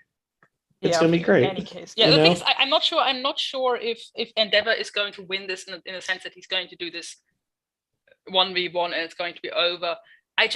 For me, it seems to me like this is going to be All for One's end. I kind of want it to be. It kind of has to be. It feels like it. And I'm not sure if Endeavor can do that by himself. I doubt it, because I think it would be cool, because Endeavor has spent all this time trying to catch up to All Might. So to be able to catch up to AFO would be kind of an equivalent. That would be kind of cool, kind of poetic. So it would be kind of cool for him. All Might. I'm not sure he has it in him. I think that could be interesting, but here's the problem. That just makes All for One seem kind of weak. Yeah. Yeah. So people complain about All for One already. Like they say, "Oh, this dude is this trash. He's ruining the story." Like, and I think, but what I've really liked about him is that while he is flawed, he is in control of so much, and he is still very much a threat, and he's cunning and yada yada yada. I feel like there is another way to give Endeavor that closure and a big victory that isn't tied to All for One. Yeah, that's what I said. I just think that it would be kind of cool for Endeavor to have that. It would be cool, but I'm not sure if he actually can pull it off. But I do think that in the end of this fight, however it's going to go, and there might be like other characters coming in and helping or taking over for Endeavor after he's out. I don't know, but I don't really see AFO getting out of this. I feel like All for One has to meet his end alongside All Might in some way. I think that's the strongest. All Might currently. So we don't know. This kind of brings back what I was talking about, though, where I said I feel like some of these people kind of have to land at UA if we're going to be wrapping these fights up so early, where something in like somehow, some way, these people kind of, it almost feels like these people have to reconverge. And I don't know, it's really currently that you're expecting a few things to happen, and a few people to meet, which are very far apart at the moment. Right. It's like we took this point to deliberately separate everybody, but that makes it feel like somehow everybody is going to get dragged back together with the way this fight's going. Because with All for One, like we see Tokoyami's there, so we have a student reason to like look at the All for One fight, as well as we have Hawks and Endeavor, two of the characters we follow most. We have All for One. I think it has to be a big battle, but I think in the process, we have to find some things out that we didn't know. It's going to have to shake the story, because this is such an odd matchup that I know Horikoshi has to be deliberate in choosing this, especially if he's going ahead and finishing, or if we are only going to spend like 4 volumes or 4 chapters on Dabi versus Shoto. I said this when the leaks came out. It's like, there are all these different elements at play that people are forgetting about, because like there are certain things placed in front of you, like the obvious stuff, like Spinner and everybody twice, everybody in their respective places. There's also all this stuff that Horikoshi has set up throughout the series, and one of those is Nine Eyes prophecy about All Might's death. There's this is why I'm so excited to do my reread in a couple of months. I want to see what other things there are, and much like the trader, I'm sure there are like little hints here and there that we've missed that do allude to a greater something, whatever that is. I just had this crazy idea. Oh, do we? How much does Shigaraki hate All for One at this point? Oh man. Yeah, like I kind of suddenly had this idea that this whole thing, like, what if in Shigaraki's mind, which means also Shigaraki's allies, so the League, they just want All for One dead? Because the thing is, All for One to me has, at the moment, he gives this vibe of the guy who thinks he has everything in control, and he's talking about how, especially this conversation with Endeavor, when he talked about how Endeavor was abusing his children and is still abusing his children, when we know that AFO has used all these kits and what he's doing with Tenko, and he's still doing all of that. It sounds like the kind of guy who's sitting there with his chessboard and he thinks he has all these pieces in hand. But what if at the moment Shigaraki's aim is not at all to kill Deku, but to kill AFO? Because like this is All for One's flaw, is that he thinks he's just untouchable. Like, and Vigilante's recently wrapped. Well, okay, it's not quite wrapped yet. There's one more chapter, but in the second to last chapter, you have like a short scene of All for One, and he's like, all these what so people can become like Superman under the right circumstances. Even the average citizen is like, well, what do we do? I will just make no move. Like he just doesn't think. He doesn't realize that he's always going to lose because he thinks like that. That's the perfect irony to him. And part of it, like you mentioned with the thing, he was like, damn, so you telling me that if you constantly put people through shit, they can rise up? Well, I'll just make no move. So that way, when I destabilize things, in theory, I can just kill anybody before they'll get powerful enough. And it's like,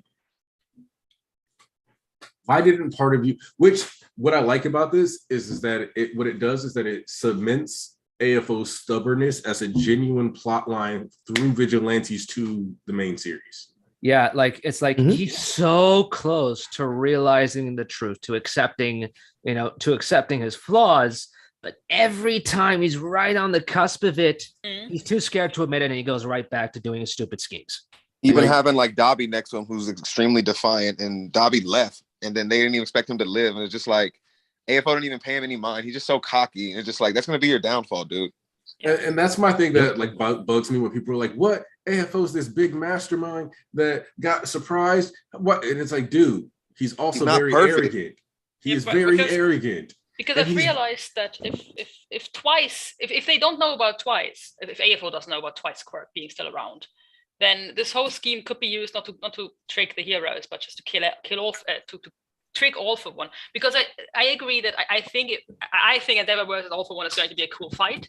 I also think either Endeavor or All for One dying by the hand of the other would be kind of anticlimactic, not really what we expect. But Shigaraki killing All for One, because I don't see Deku killing All for One. All Might definitely can't, because he's basically out of any fight that's going to happen ever. But Shigaraki killing All for One does have some. I kind of like that. I think nobody would have a problem with that.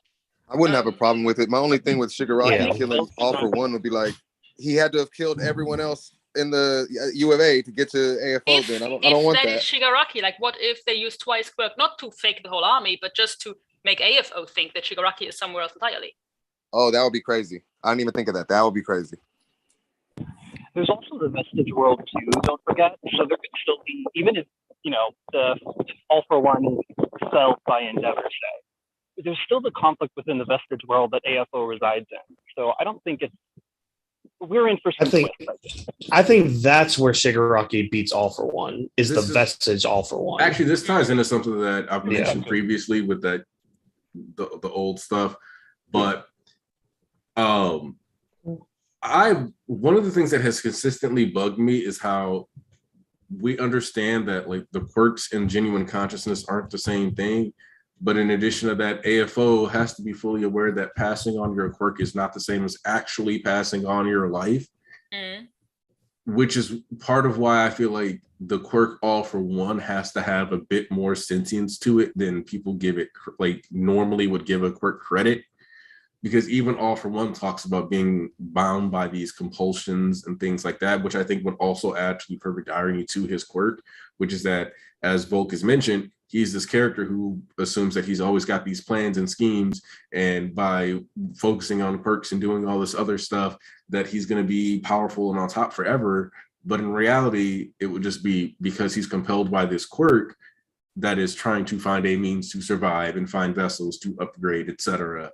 Because the quirk itself, due to also being around forever, just like One for All was allowed to ferment and kick, so too can All for One sentience, is the way I look at it. Especially when you look at the fact that, you guys know when All Might get told Deku it was his turn? Yeah. What month? August. Do you know what month it is currently in the story?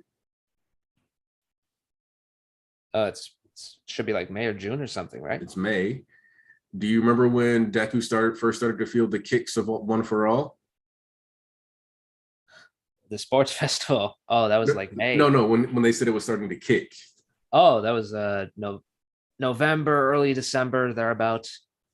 The end of the first trimester. It's been 9 months. The birth of the greatest hero. From the time you gotta be sick to notice that. You gotta be sick to notice that. Aniki, I need you to mention that in your review for this week. I need you to mention that in your you need to You have to. Do it. Oh, that's so much. do it. A bit more literal than I was expecting. I realized that there was a 9-month gap between, and then I was like, well, when would you normally feel like a baby kick? And I was like, oh, thanks, Roe v. Wade discourse. Oh, God. Now I get it. I was like, what's going on? Because I was like, it kicked, and then you realize like that was the verbiage that Hori used, like the power is kicking or whatever. And it's like, oh, like so which basically means that to a certain degree, that also suggests that One for All did not truly and properly pass to Deku until the last spark ran out in All Might, though. So there we go. That explains it. I like that Endeavor and All for One, they both have this abusive father thing going on. And yeah, that's already the angle that AFO is moving on. Okay. AFO is just unrepentant about it. It's interesting you bring that up, Seth, because to go back to what Sayas was saying about asking, does Shigaraki hate All for One? I think Shigaraki has come to equate the role of the father, from Kotaro to All for One, as all controlling and all consuming. And he sees. He's right in that case. Yeah, he probably sees them as one and the same now. Like how does Kotaro manifest in like his inner world and his inner vestige world? Like he says hello and makes peace with like all of his other family members, and he's like, it's okay, whatever. But when his father appears, he's like this massive giant figure, and he's like, he reaches out a hand to crush him. He's like, Shigaraki's like, no, he disintegrates him. That's not too dissimilar to how All for One is sort of treating Shigaraki. Reaching out hands. Yeah, he basically traded one abusive father figure for another, and he's never had a chance to grow up. It's like like it is like that meme, you grew up without you need a father figure. he doesn't have one. He doesn't have a real one. Like they all want to control him. That's the problem. Terrible ones. Yeah. And so that's why I think the climax of the series is Shigaraki breaking free and becoming this absolute incarnation of destruction, where he doesn't even want to take over the world like All for One. He's just going to want to destroy everything outright. Like he keeps saying. And now, now his body is growing. So if his body grows big enough and he grows strong enough, he could use decay theoretically to disintegrate the entire world. Because it can spread now, and if he gets powerful enough, he can decay the entire world, which would be an insane climax. Absolutely insane. I agree. I actually think like when Ayama explained AFO's plan about taking countries hostage, essentially, that's not a Shigaraki plan. It just doesn't work for Shigaraki. Shigaraki is destruction. Yeah. And nothing else. Not taking people hostage and then exploiting them for electricity and water.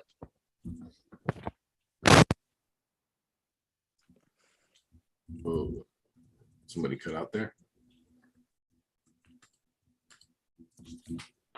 Yeah, the thing with Shigaraki is that he's still going to be saved, I think. So, I mean, I know we're just talking about his character where he's at, but I think if we'll notice that the heroes all seem to have some kind of point of reference, this guiding motivation that points them towards, their goal and everything.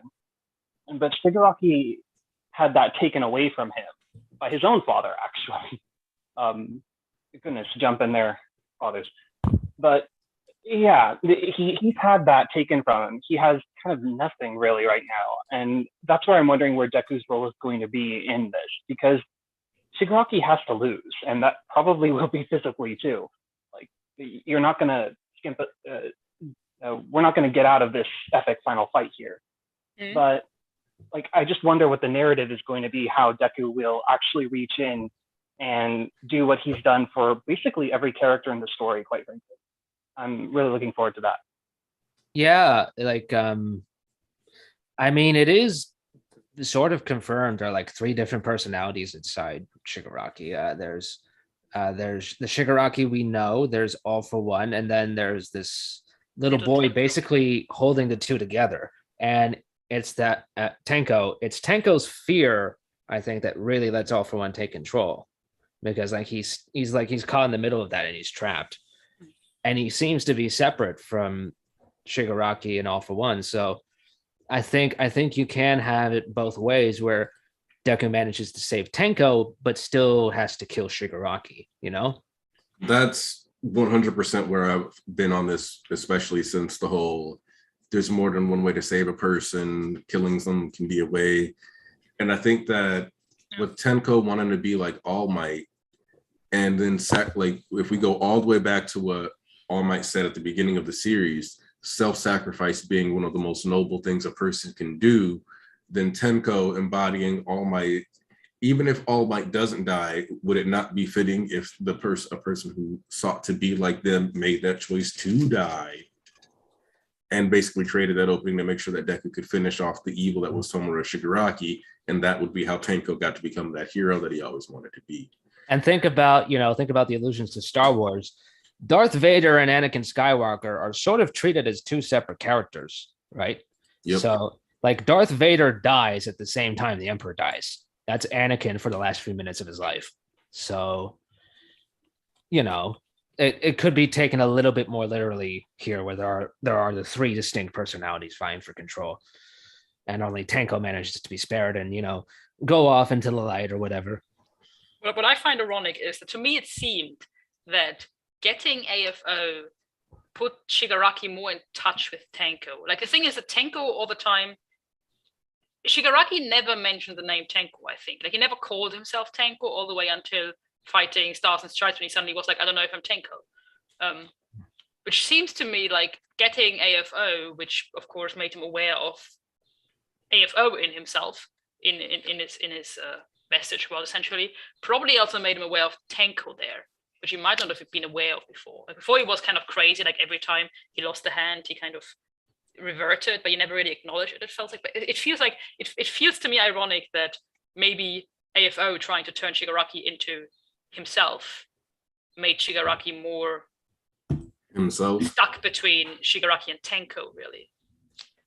I mean, that is his goal, basically. Like he keeps saying, like, "Oh no, I respect you, Shigaraki, yada yada." That's because he sees Shigaraki as an extension of himself, and this merger is basically cloning his personality and just making himself stronger. It's all for himself. That's what I mean. But I think that was the purpose. But I do think that this cloning actually made Tenko more powerful too, which is because we only really started seeing Tenko and started hearing Shigaraki referred to himself as maybe possibly Tenko or who am I after he got AFO, which I thought it would be funny if like AFO's plan backfired, in the sense that him giving AFO to Shigaraki undoes all the brainwashing. Not undoes, of course.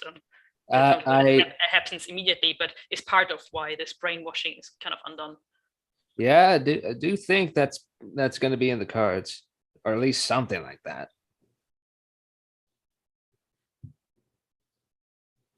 Brainwashed or not, if Shigaraki don't come around quick enough, Deku's going to put him down with the second user quirk. Hey, I'm excited to see that, dude. So, oh my God, what? Like Deku Airlines has been flying for like a couple months now. I can't wait to see Deku again, dude. So I really, really, really, does everybody remember what I said I want when we come back to Deku? A timer. I need that stopwatch. Yeah. Give me that stopwatch, Hori. Give me the fucking stopwatch. You haven't used one since Mirio. Give me a stopwatch for Deku's travel. Oh, okay, I remember now. if I'm honest, I've wanted one this entire time, where I would have loved if just in random panels you would see like 003200 whatever, and that would just be a random value assigned, so that instead of actually seeing Deku fly, we just kept getting numerical updates. But that's the kind of stuff that I think is like fun storytelling. I mean, like what was I gonna say? All Might got to Kamino in like something like 30 seconds after he realized, after he realized the switcheroo. So could he have teleported? I have Aniki did the math in one of his videos. Yeah, I have the video where I basically give you the highball estimate of how long it would take him to get there, and then what's the most reasonable one we can do, and estimations and approximations we can make based off Camino. I think it might have been in the chapter that we got how far away he was when they confirmed that he was taken to the ocean resort or area. I just hope when he gets there to the situation at UA, the floating UA or whatever. I don't know what everyone's calling it. I'm just gonna call it floating UA. But I call it UA Gashima. I want it to be like a Goku situation. Like everyone's for the most part. I mean, I don't know if everyone's gonna like that or not, but I love that. He gets there, everyone's folded for the most part, and he just comes in lastly. He just say, I mean, I love shit like that. I love it. I don't want Bakugo getting folded off screen. So no, not off screen. That's my thing too. So it's like we see some of it, but then like we come back and then like more the majority of them is taken out. Bakugo, guys. What's Bakugo gonna do against Shiggy though? Honestly. I don't know. That's the thing. I want him to have a moment. I just want him to be. I don't want him to just be fodder. So my personal stance is that I think a lot of people are kind of sleeping on what Bakugo with full cluster can do, because he at the end of the day was reacting to an AFO speed level attack, like a vestige from one attack on Deku when he like saved him when it was debuted. So it's a pretty good skill. My stance on this is we just saw Shoto drop 3 new super moves. Okay. Yes. In what world do you think Bakugo, the king of 1A as far as super move numbers goes, gets a fight at UA Gashima and we don't get at least 2 or 3 more? I just see him. He's like, yeah, I just invented the atom bomb. Just because the thing is that the downside, like the upside to Shigaraki just growing everywhere, is that someone like Bakugo does not have to feel bad about not holding back finally. Oh, and blowing up all those hands, that would be ridiculous. Like he doesn't have to hold back like normal anymore. Because if you think back to even the War arc, he used the low-powered version of AP machine gun. He wasn't he using could use the full AP shot. He never uses full AP shot against people. Now he can just, and if he's also outside the city, sure, all he has to look out for is he doesn't accidentally hit his comrades. Exactly. So there's a lot of variables. So what I kind of want is like I kind of wanted the Dabi and Shoto fight to be a full volume. So that's kind of why I wouldn't mind if we got like 1 or 2 more chapters of interaction and stuff, because that would put it to about 6-7 chapters. So at least that it'd be like half to 3/4 of a volume worth of stretch.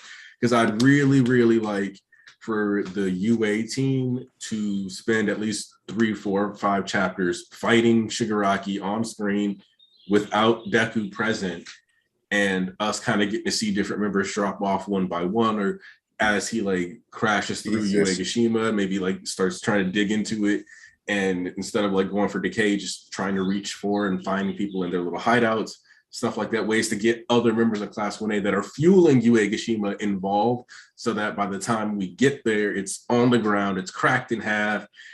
Even if Bakugo is still fighting, the majority of the other people aren't, like a dead genius, stuff like that. Do you feel like Bakugo is going to be the last man standing, Aniki? Yes. Yep. He has to be. He has to be. I also want to say I want to see Edshot do something. Genus too, but I just want one time to see Edshot fight. We didn't see Redestro. That would have been amazing to see Redestro. I just want to see Edshot fight once. I hope the anime doesn't, I hope the anime makes most of season 6 the war arc, and you do get to see, certain things that were left out of the manga. I would so. Yeah, I really hope. Yeah, because again, like I see it coming that by the time we are all hyped for that filler Edshot versus Redestro arc, is that yet? By the way, Toya is back at Selkie's. Selkie's agency doing another thing entirely. And then the filler is an episode flashing back to the and then the episode is a flashback of the 1A kids doing arts and crafts or something. Yeah, something stupid, and you're like, what? You want to see Edshot? Look, I hope they expand some of the fights, because I really want the season to end at 306. I feel like they did something kind of dirty, or Hori was kind of dirty for putting Edshot versus Shigaraki here. Because like, what is he gonna do now? Like him, Mirko, Sun Eater, Genus, all in pretty bad spots here. Okay, here's the thing. I gotta say, Agile probably better than Best Genius and Mirko because he can evade. I think he can evade pretty good. So at least he has that going.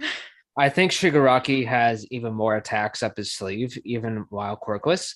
And I think it was a blessing in disguise that Toga dragged him off, because he probably would have rushed in and tried to save somebody being Deku.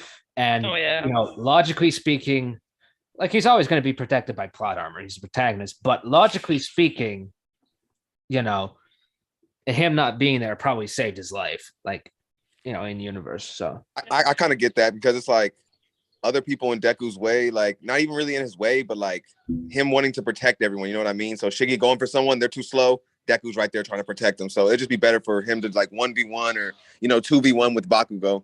I get you. Yeah.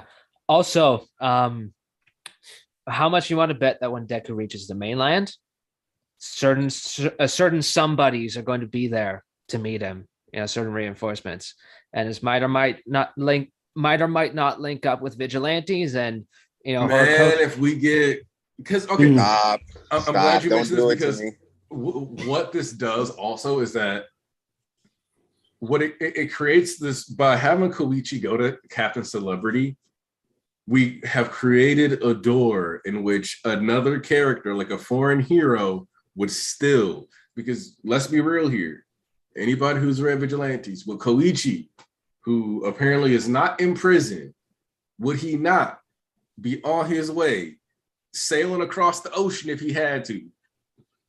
Yeah. Teaming up with Gentle. Oh, yeah. I mean, Captain Celebrity can fly. Gentle. Like, Koichi can fly, so who knows? Maybe they just. I'm only at chapter 76 of Vigilantes, and Captain Celebrity went back to America. But if he ever came back, that would be insane. Like, I would lose my mind. Okay, you're gonna have to catch up, because catch up. No, you're good. You guys are good. I love it. Yeah, Horikoshi took like a couple breaks in a row, which he's never done, and it's like it could be because he's burnt out, and I think part of the reason is definitely because he wants a little extra time, but it's very suspect it happened right around when Vigilantes is ending. So he worked on Vigilante instead. Okay, yeah. So also, I heard somebody say that they thought 306 was a good ending point. I'm going to tell you right now, 306 is a great ending point. Probably not going to be the ending point. Specifically because for some reason, after season 2, Bones has upped the amount of chapters they adapt per season. Seasons 3, 4, and 5 all adapt, I think, around 60 plus chapters. And so what we're more likely to get is up to class 1A, the one up to like 327 is more likely where we're going to finish. Oh yeah, like I said, I want it to end at 306, but I expect it to end at 326. Yeah, like 326 with Megaphone Goddess Ochako. I'd be good with it ending at the muscular fight. Like, I think that would be a great hook for season 7. That'd be if we do like a chapter 2 amount, which a lot of people love the chapter 2 adaptation or the season 2 adaptation. So I would agree that might be a good point to go with. Yeah, especially if okay, like, it's getting to the point where they have to adapt at least some of Vigilantes, because even the Aizawa flashback we got in the anime, that was original stuff. That wasn't really from Vigilantes, from what I could recall. We are going to have to get some of Vigilantes animated. Like, at this point, like I keep saying it, it's like it's not absolutely integral to understanding MHA, but you are going to get a lot more out of the story with Vigilantes paired with it. There's no other way to really maximize your enjoyment. You need to read both. I want to see both, in anime form, but who knows? Who knows? Yep. I want to go back to Toga and Deku, and that is, have we gotten an answer? I don't remember correctly. Have we gotten an answer if whether Toga pulling Deku in was something they planned or something she just did because she wanted to be with him. Because I think depending on that, it's like, I mean, I want to go back to my initial theory of Shigaraki being a twice clone. That would have been an explanation. Like Deku could have just destroyed that thing pretty quickly, and without him, that clone will hold pretty long.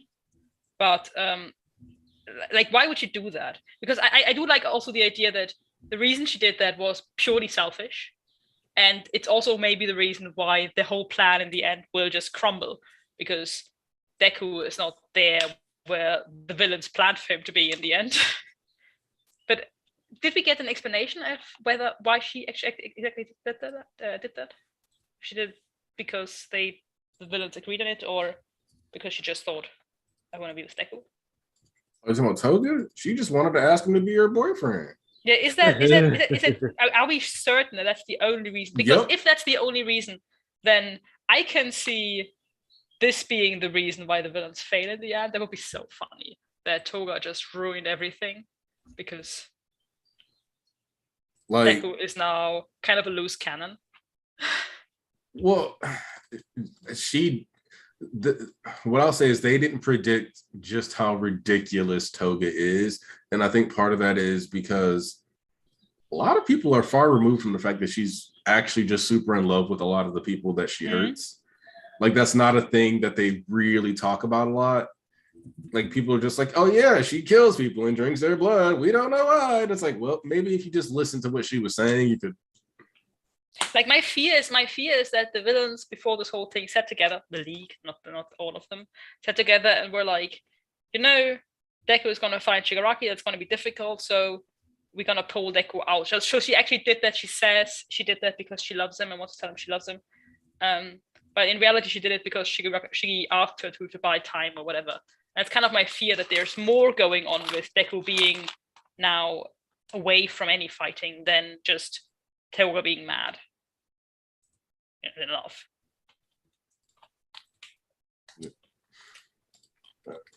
Let's see. Anybody got anything else you want to talk about real quick? I really love the art this chapter. We had 3 spreads. We had 3 amazing spreads. I'm wondering if Horikoshi even took a break.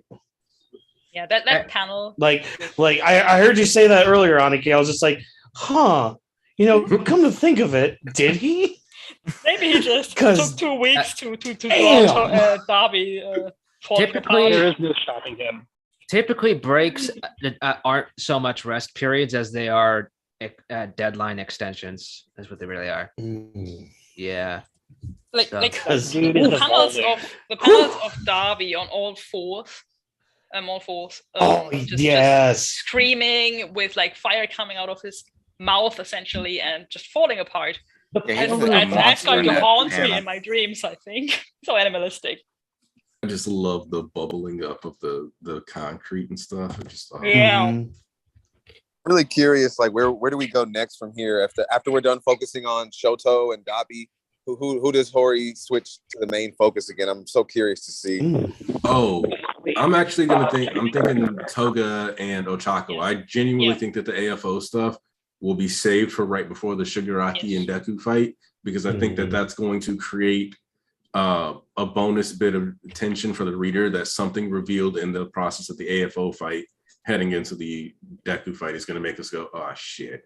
Yeah, that was the reason why I asked Deku, because I think that if she had ulterior motives with pulling Deku in, then maybe we can wait on her a little bit longer until we reveal that. But if there were no ulterior motives, I think that would have to be the next fight that's going to happen, because it's the second most unconnected to AFO and OFA. It's just Uraraka and Toga, they have a thing together, they've been set up, and now we can deal with this.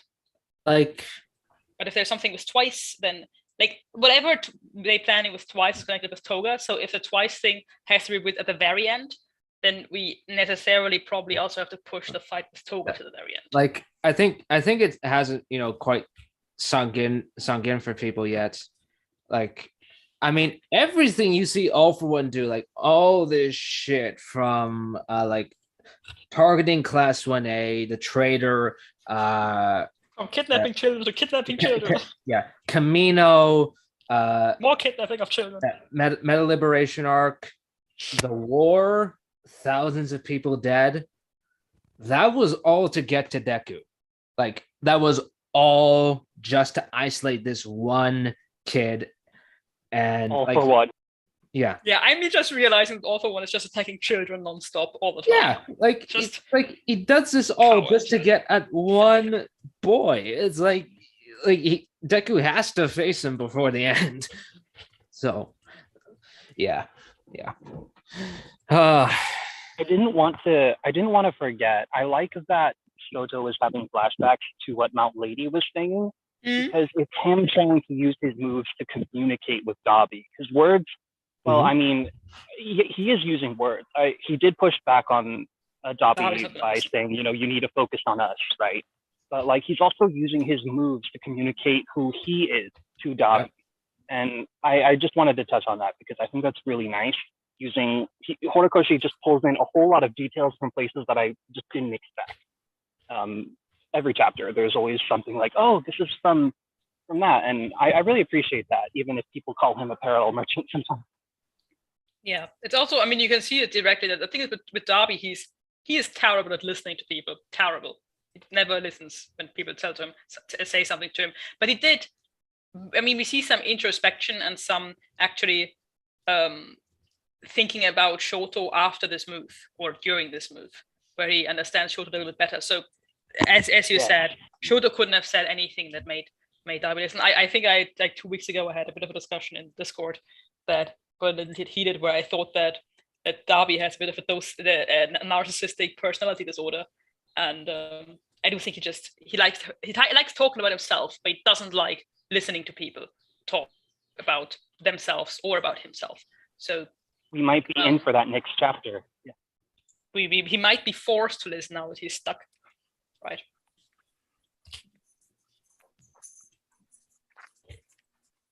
One thing I've been kind of wondering is like the state of the battlefield with this. Like, what about the non-fire users that came along for the ride as well? Like, what are they dealing with right now? They have to like dodging piles of flame as they're dodging Nomu attacks or whatever.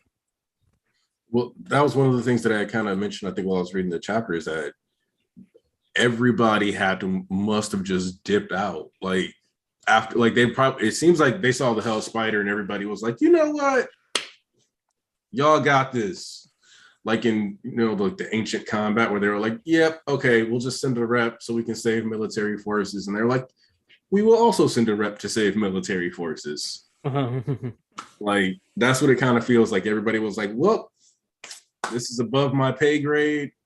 I'm going to go stand over here because we don't see anybody. Even the Nomu that was out here is gone. Which that one might have just got blown away. When they were sidekick standing strong, I love them. I really like Kido in this fight. So as a kind of. Well, the thing that makes Kido kind of raw, like, is the fact that he doesn't have a fire quirk. Right. I don't know, kind of this one panel where he was like, I've been standing close to Endeavor while he fought for so long. Just made him so cool. I love Kido. Because he was basically like, no, this is business as usual, risking my life to redirect hot air. Like, which really makes him like all the others, they have fire resistance, but you really see like Burning, for example, struggling to keep up. All three of them. And it makes you think that maybe Kido is best suited for this, because whether you're redirecting hot air or very hot air doesn't make a difference. But for Burning, hot air and very hot air might make a difference. Like at some point, her heat resistance probably doesn't work anymore. Yeah, the three of them, those three, the Endeavors, like sidekicks, plus Shoto having to stop Dabi. Just the three of them in front of Shoto just showed me how strong Dabi was. And I was just like, man, I really do have a lot of respect for them as well, is what I was really trying to get to. Yeah, Shoto showed that those flames could burn even him. He has a fire resistance. I mean, Vernon is a fire-related quirk, but she was considered too. So, like, Dabi's a monster. Yeah, no, everybody's cooked here. Like, you look at the Onigumo dude, Burning, everybody's fried. And I think specifically, which side is it that burns?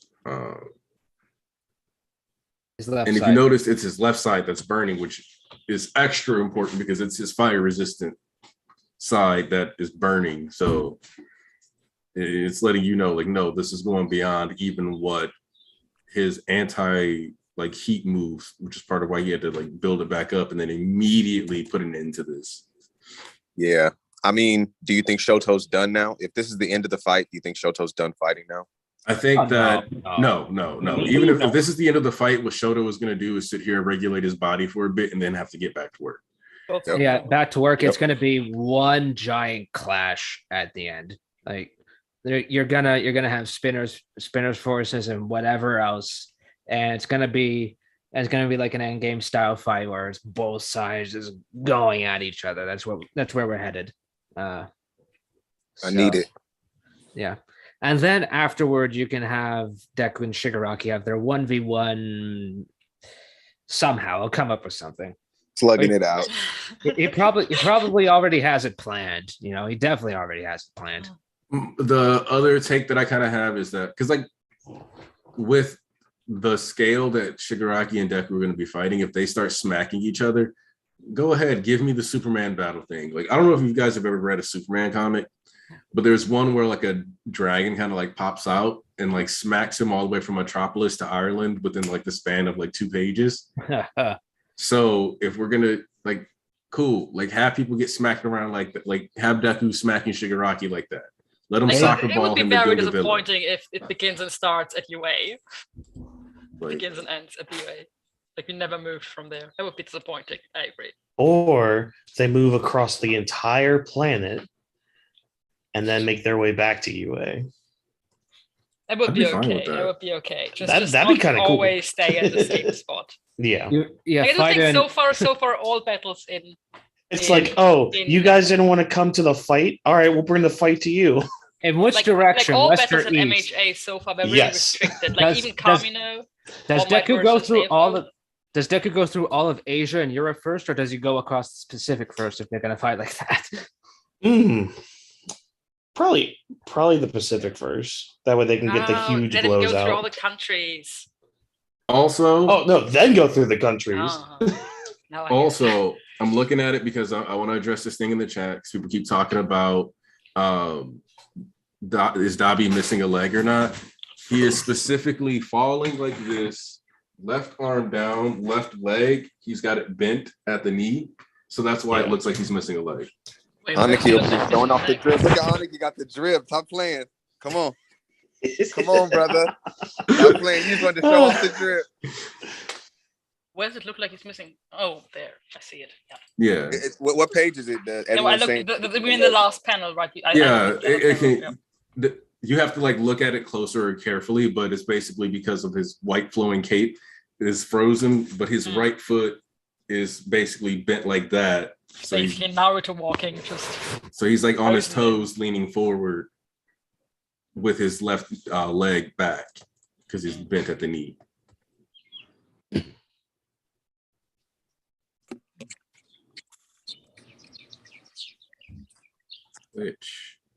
Oh yeah, Dabi's fine, dude. Yeah, he's not missing any limbs. I mean, it's the same pose he's been in when he was on all fours, and now it's just Dabi being fine is relative. Dabi being fine is relative because he's his version of fine. His version of fine. Yeah. Most of the damage did to himself. Like, I don't think Shota put a single scratch on him so far. Also, I was waiting for one of you guys to mention this during the discussion, but it's just no one mentioned how crazy this move is that Shoto did. Just the whole culmination of at the very end of him able to just literally subdue Dabi without killing him like this, but he's freezing buildings and stuff like that. If he'd done this to anyone else, they've been frozen to death.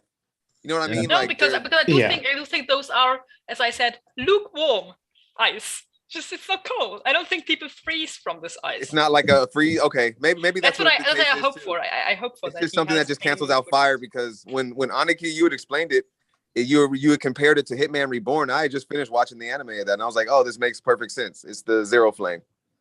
I think this is supposed to be. So I think he can, like the flame that is on his body specifically is the one that's lukewarm, But when he's launching them like this, no, like that's like You think the fire is the ice is still super cold? like this attack specifically, nah, he froze them niggas. Look at the building. That's what I'm saying. I'm like, look, and then the ice is coming off of the like that's ice. Well, then you look at his feet, and most of it's Then like that's there's melting, some melted yeah. spots. Yeah, it's like it's like if What you're a playing like dope one of the chapter, Power man. Warriors games, and you're on Marineford, and there's like the ice walls, and then on the ground it's like lava from. This is why I said that Shoto's ultimate attack should have been called Punk Hazard. Oh yes, Like the ground is all melted. You can see like pipes Yeah. from beneath poking Mhm. out. It's like, man, God, I love it. killed all the foliage I thought too. it's an Is actual that quirk. that melting stuff? Is that just melting water? Is it also part of the? I mean, Darby pretty much created magma, right? And he just So yeah, so it's like he Part of was that too. melting the ground all around them. So like that's part of that. Which is part of why some of those are still steaming because it's like a layer of ice formed and it like flash froze, but it was still hot. So like some of it is still melting. So this is probably like just what few ambient steam managed to stick around because you notice it's like snow everywhere but the pathway leading up to where Shoto is. So it's like that area was still getting cooked. Yeah, like it was while he released a giant cold wave. It's like imagine it pans out and we see all the Nomu frozen, all of them. it's basically instead of a God. flash freeze heat wave, this is a flash heat freeze wave. like what's Anything crazy else? though is like you see Dobby was concentrating all of his firepower on Shoto. Like there's this big path behind him. Looking at it right now, everywhere else is frozen except for Shoto and right behind him. So it's like Dobby was entirely focused on killing him with no splash damage. Well, there was splash damage, but you know what I mean. Yeah. Yeah. Well, he was dedicated to just cooking the nigga, like which Oh Man. my god. this sequence though. 13-year-old kid Toya looks the same age as 5-year-old kid Shoto. I guess this is season 7. Season 7 is gonna have a lot to do. Look, if this is done right, because okay, are you guys ready for my like the scenario that I don't want to happen, but I can also see happening for season 6? What? The Star and Stripe arc getting the pro hero treatment. Uh, I mean, yeah. Well, I could see us finishing He's off. looking absolutely gorgeous. Oh yeah, the fight will be amazing. Oh yeah. We'll suddenly end the season and then we'll suddenly begin again. It'll have you being like, Needed spin. yeah. But like, it'll also have you going, damn. We're halfway through this plot, and we're just gonna pick this up in the middle of next season. yeah. Oh, Which means season 7, if that is the case, season 7 would start with trailer reveal. Yep. Oh, Ooh. you know, no, we'll see. now that you think about it, like marketing an entire final season instead of doing the Attack on Titan thing where it's like, this is the final season. Oh wait. This is the final season. Oh wait. Now this is the final season. Marketing it all as one final season, you know, I would appreciate the honesty for once, you know, instead of doing the Attack on Titan thing where like, and The let's be clear, final it's season. not Mappa deciding to stretch out Attack on Titan like that. It's the committee.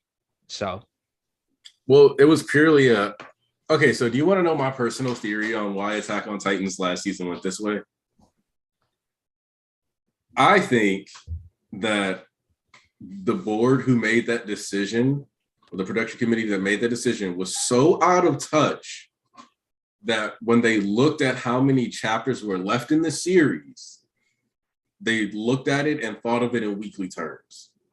So just numbers. As far as- 20 chapters, we can do 20 chapters. Super. Oh, That's what I think happened. I got Kind of you. makes sense. Yeah. Like I kind of like because I'm like that is the only thing I can think of that would make you be that ambitious to think like, oh yeah, we can do the final season and like yeah because like if then it's just like because then it's only like 30 or 40 like 15 20 page chapters, but to with full like knowledge be like yeah I'm gonna adapt like 40 page chapters Like, no, that doesn't even make sense. I mean, and like now, were, like the final season marketing doesn't even sound good. Now it just sounds ridiculous. so, like production IG, the old studio, like they refused to do it because they were just being worked to the bone. They're like, no, we're not doing this. Like in a time you wanted, hell no. Mm-hmm. So then they went to MAPPA, which is the equivalent of an anime sweatshop. It's like, so yeah, that definitely makes sense. I just hope they add some filler. But yeah.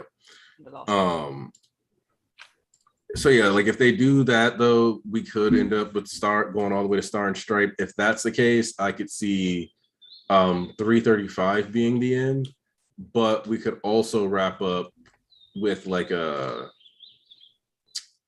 like the 333 with him like stealing the quirk.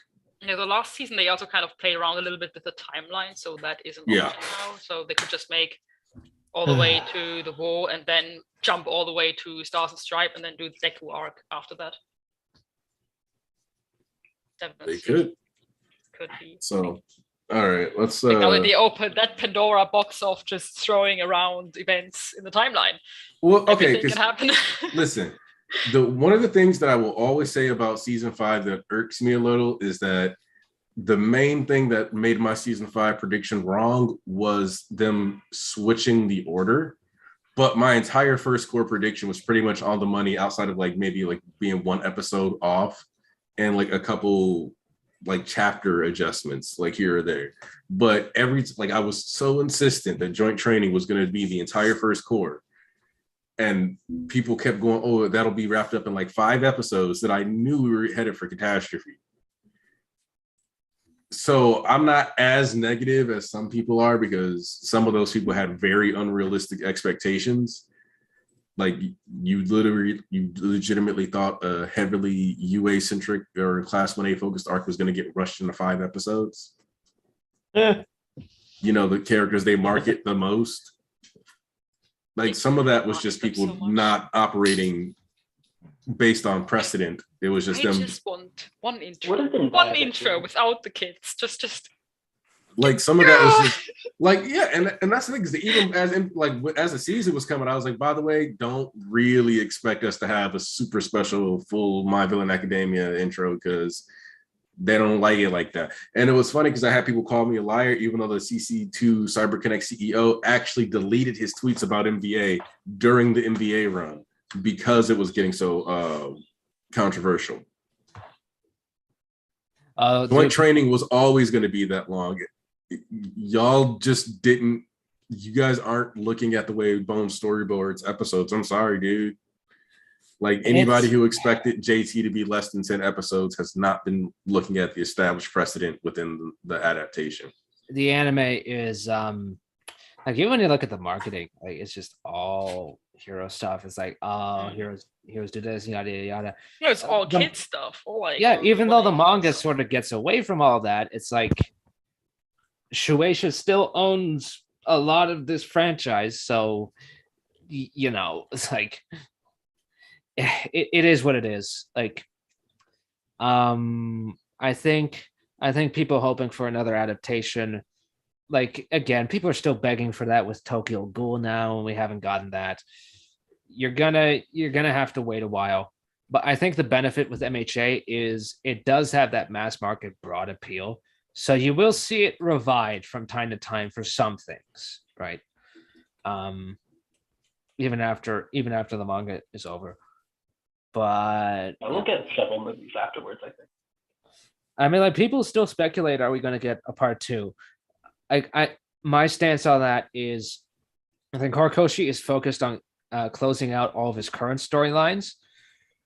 We're going to have to see how he feels like 5, maybe 10 years from now, because like when you're in the thick of it, when you are getting chapters in week after week after week, and you have all this insane pressure to make this multi-million-dollar franchise work, like even if you love your story, after 8 years, that really grinds you down.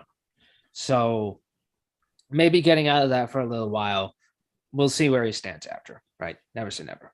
I know I would love a part 2. I just, if it does happen, I don't think it would be for a few years, and I don't think it'll be weekly anymore. I'd rather it switch to at least Jump Plus or something. Maybe turn bi-weekly.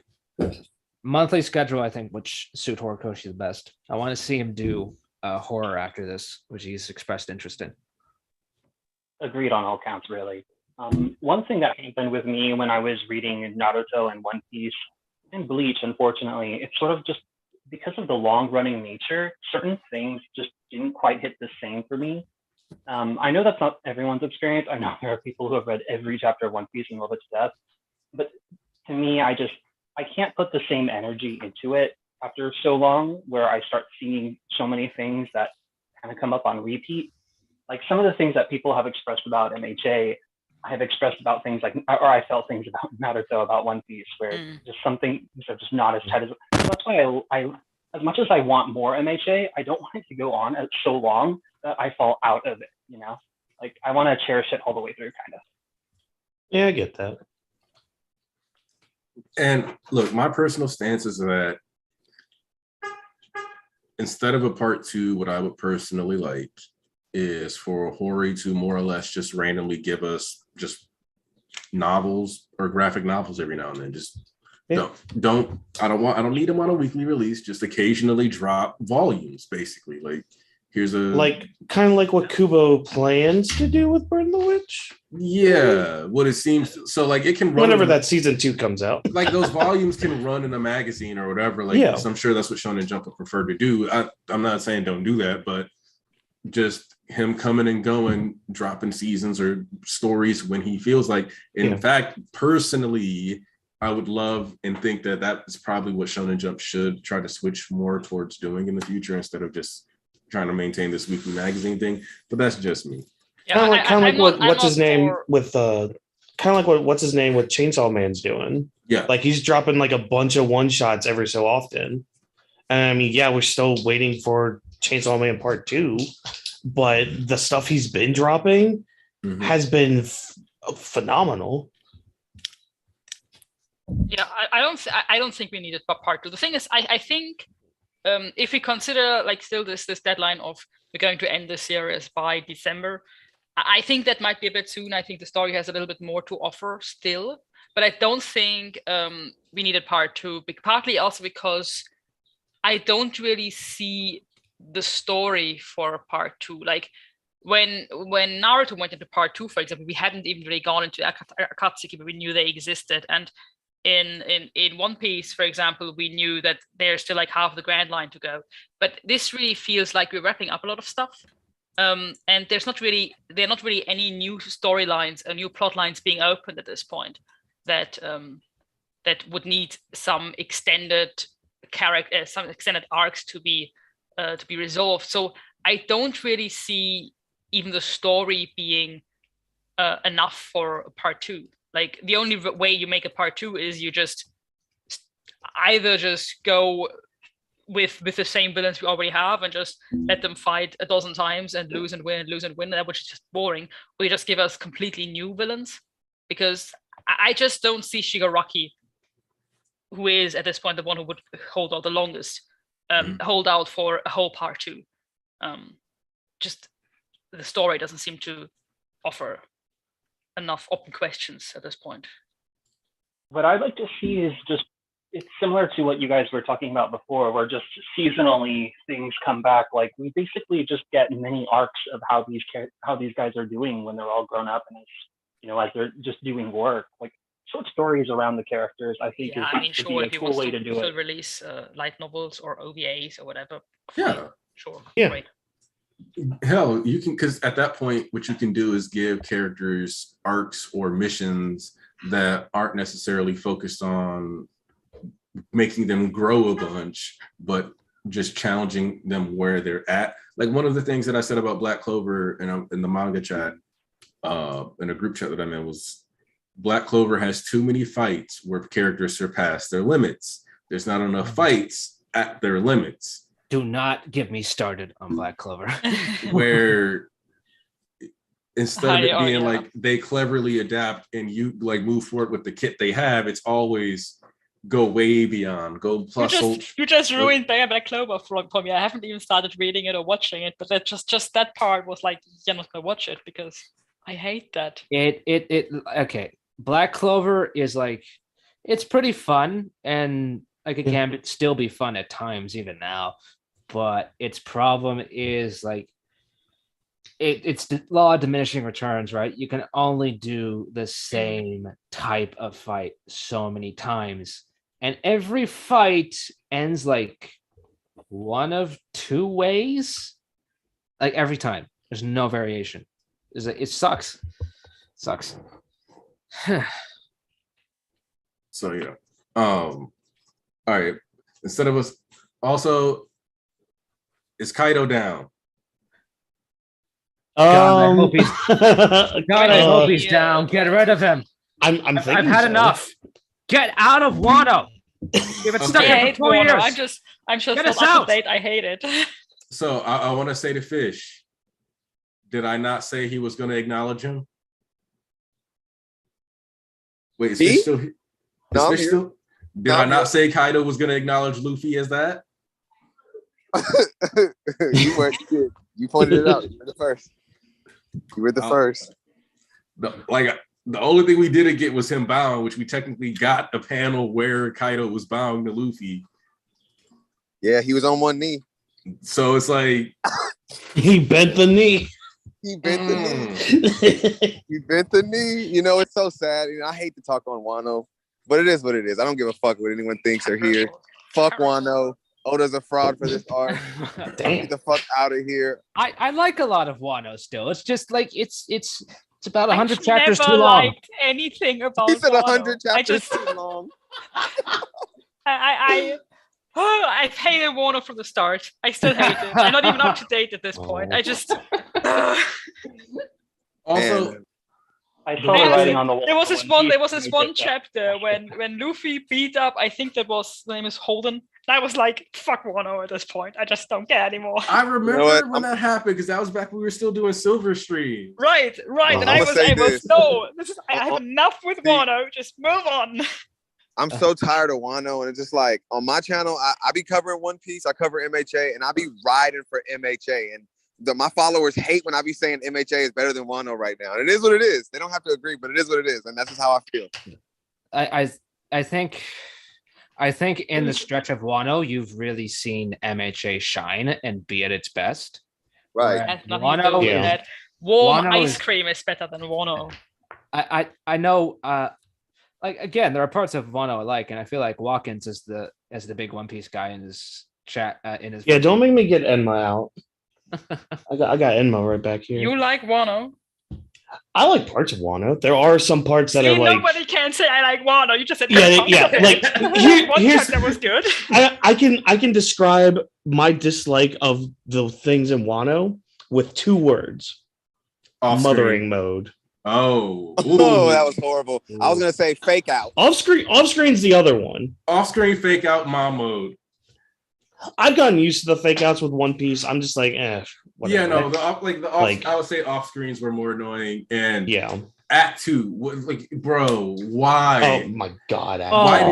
Why did you have kid break out of prison and then bring him back and then tell me he broke out of prison? Like, fuck that! Show me that. Let me see him breaking out. Let me see him reuniting with Killer. Let me see that. I feel like Oda, like he has all of these ideas and still he takes so long to get through them. But a lot of the ideas are just not that interesting. Like he cuts away from his most interesting parts. It's like, no, go back to that. Look, I actually had to deal with people saying that Hawkins was beating up Law when those chapters came out. Because on screen. And I was like, that's not what happened, guys. And I remember even Sayez was against me on that one. I remember that part, but it could be because I kind of hope more. I had hope for Hawkins. Like, there's a reason I don't claim Hawkins. There's a reason. At this point, I was Hawkins. I liked Hawkins. What can I say? I went into Wano and I was like, I want to see Kid. I want to see Hawkins. And Kid kind of showed up in the end, kind of. Like, the off screening is egregious. Off screening is so egregious, dude. We can have a One Piece grievances arc when whenever its final arc is announced, which, to be honest, I think is actually very soon. I'm just Oh so yeah, sick of Wano right now is the Infinity War. After this, it's Endgame. Yeah. Like just very disappointing Infinity War. Like Yeah. Infinity War was shit. Well, yeah. Infinity War was better than I mean, I liked it better than Endgame. I'll say that. It doesn't make hope for after. Most people like Infinity War more than Endgame because Endgame is like 2.5 hours of memes and stuff with like some wrap up and then Endgame, like a big battle. Some wrap really up. press the nostalgia button for me. Endgame. I like it for the nostalgia, but Infinity War is a better movie, I think. Infinity travel. War is an abnormally well-paced movie. Like, it is so tight and it is extremely well done. Like I still go to that movie, for how to write action beats, because I'm trying to be a screenwriter now. So I go to that movie and I think, okay, here's how these characters are introduced. Here's how this and that. And it's like, it's still a marvel of filmmaking, I think. Yeah, on that level. And it has Chris Hemsworth with the superior haircut being emotional with the raccoon. Just yeah. All right, let's start the wrap up. I want to get final thoughts. Let's start off with Seth. Final thoughts on the chapter. Is Seth still here? Hi. Sorry, I actually thought about that. Thanks for having me on. This was my first one of these, and I had a really good time listening to everyone. I was a little nervous at first. Sorry if that came across, but by the end of it, I think this was really fun. And thank you for having me on. You're welcome back on too. Yeah. And anyways, as far as the chapter goes, gosh, I have to say, it again reminds me how much I really enjoy Shoto, his arc, and what it does for the story. And as much as I think I could have been behind the fights being more intermittent, feeling the impact of this all kind of self-contained, I think is actually a really good move.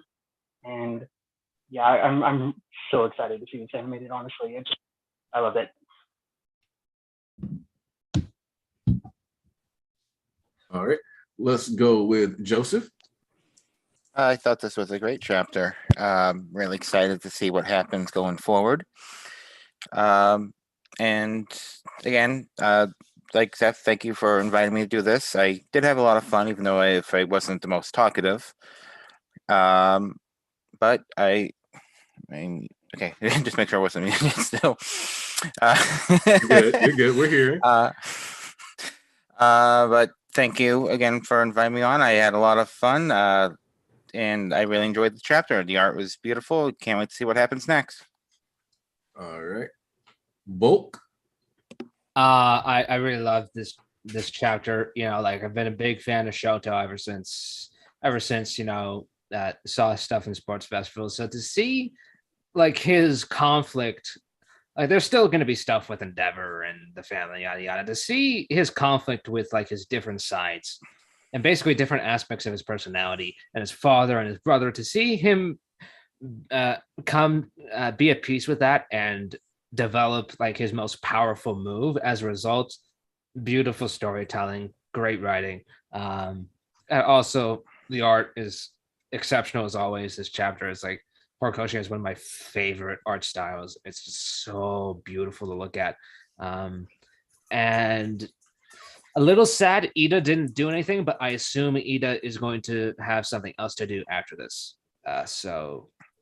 And there is a chance the fight isn't over, but I think for the most part it should be.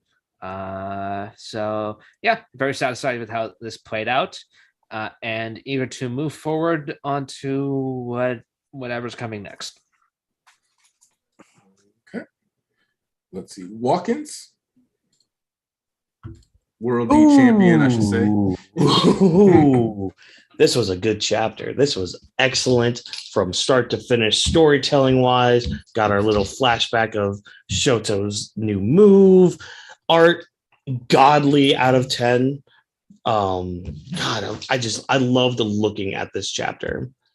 And also, I don't know if anybody touched on it before I got in, but I like this idea that we're having, especially near like this ending phase or war arc or whatever, of these images of these characters as kids and how they're like being saved or saving kind of ties into like this idea that I've been having ever since, what was it, like 305, 306, with the he looked like he needed to be saving, like that picture of like Deku looking at Shigaraki, like young Shigaraki crying. I thought you meant Bakugo for a moment because it's No, sorry. But I thought you meant like chapter 1. Oh yeah, no, not that far.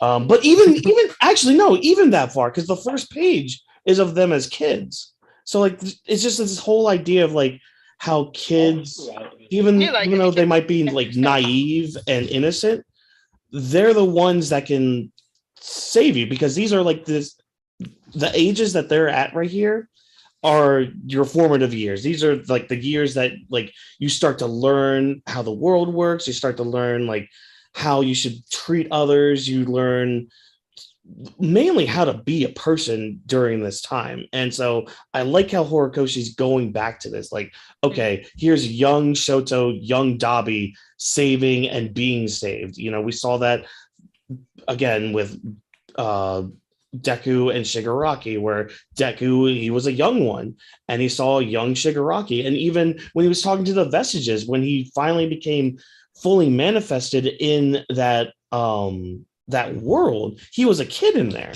So I just like that idea, because, you know, as much as we want to say, and it's also a trope too in a lot of anime and manga, like, oh, you're just a naive brat, you're just a naive kid who doesn't know anything about the world. Well, that may be true, but a lot of them are beating your ass, and they're also like proving you wrong.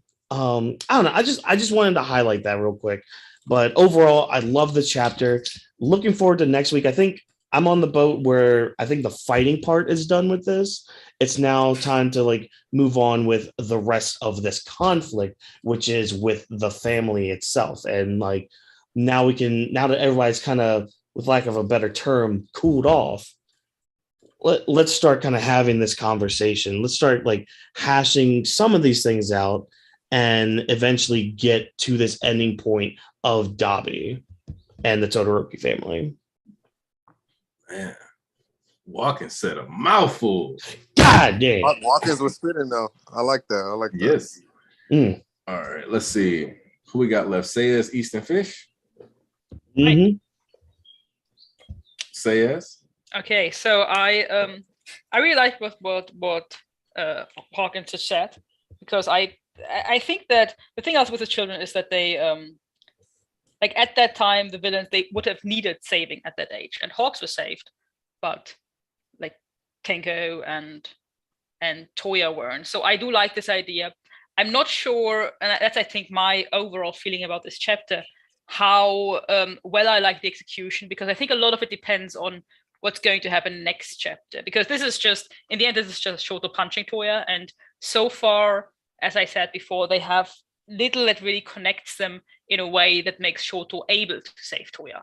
So we have to see what happens next chapter, what he's going to say to Toya, what if he gets the chance to really talk to him, how well Toya is going to listen to him, and also if he gets a chance to meet his sibling. So I think for me, this it was very good in terms of it me in my dreams now. This was just creepy looking, like really cool art style. The action was really cool. The attack was really cool. I like Shoto's development, even though I might have liked to see more of him in between this time and the last time we saw him, which is really like way back. I think the last time we really got some focus on Shoto wasn't even really in the Endeavor flashbacks. He was hardly even there, but that was the last time we really got some development from him when he reached out for Endeavor. So I think I would have liked to see more of him in between, because I just like this plot line. But overall, I like what happened here. I like the action. I like how it looks. I like where it's going. But how I find the fight, what I think about it, I think I would have to hold out until like in 1 or 2 chapters, maybe 3, see what's going to happen, how are they going to talk. I think a lot of my opinion is going to change depending on what will happen then. So far I like the chapter. As for action, as for fighting, was amazing.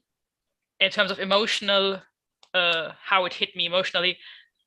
Not sure yet, but I do think that next chapter will probably hit, and then I'm going to be happy. Okay. Much respect to you about that. Fish.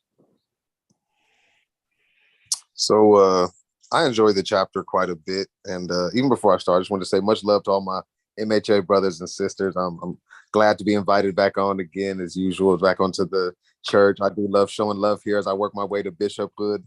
But this chapter itself, seeing Shoto versus Dabi, and potentially it being the culmination of it all. Well, not even all of it, because this is just the fighting aspect. And I like how Watkins had mentioned that as well. So if this is actually it and they're done fighting, Dabi's cooked. Well, he's just fizzled out at least. And maybe we get to see a dialogue between him and, Shoto actually talking before he goes out. I don't know if we'll actually get to see him talking to Endeavor, but either way it goes, I'm just excited to see how Hori handles it. And I just want to see how UA Onigashima or UA Gashima, I forget what you guys called it, but I'm excited to see how that culminates as well. If it's just going to be like Bakugo, the last man standing, or Deku coming in at the last second to save everyone. Either way, I'm enjoying this arc a lot. So shout out to MHA, man. Shout out to Hori. Hail Hori, man. For real. Fish. Archbishop East. Take us on. Oh, okay. Oh, we are finally back after a very, very, very long deserved rest and break for everybody up in here. Hope y'all been swell.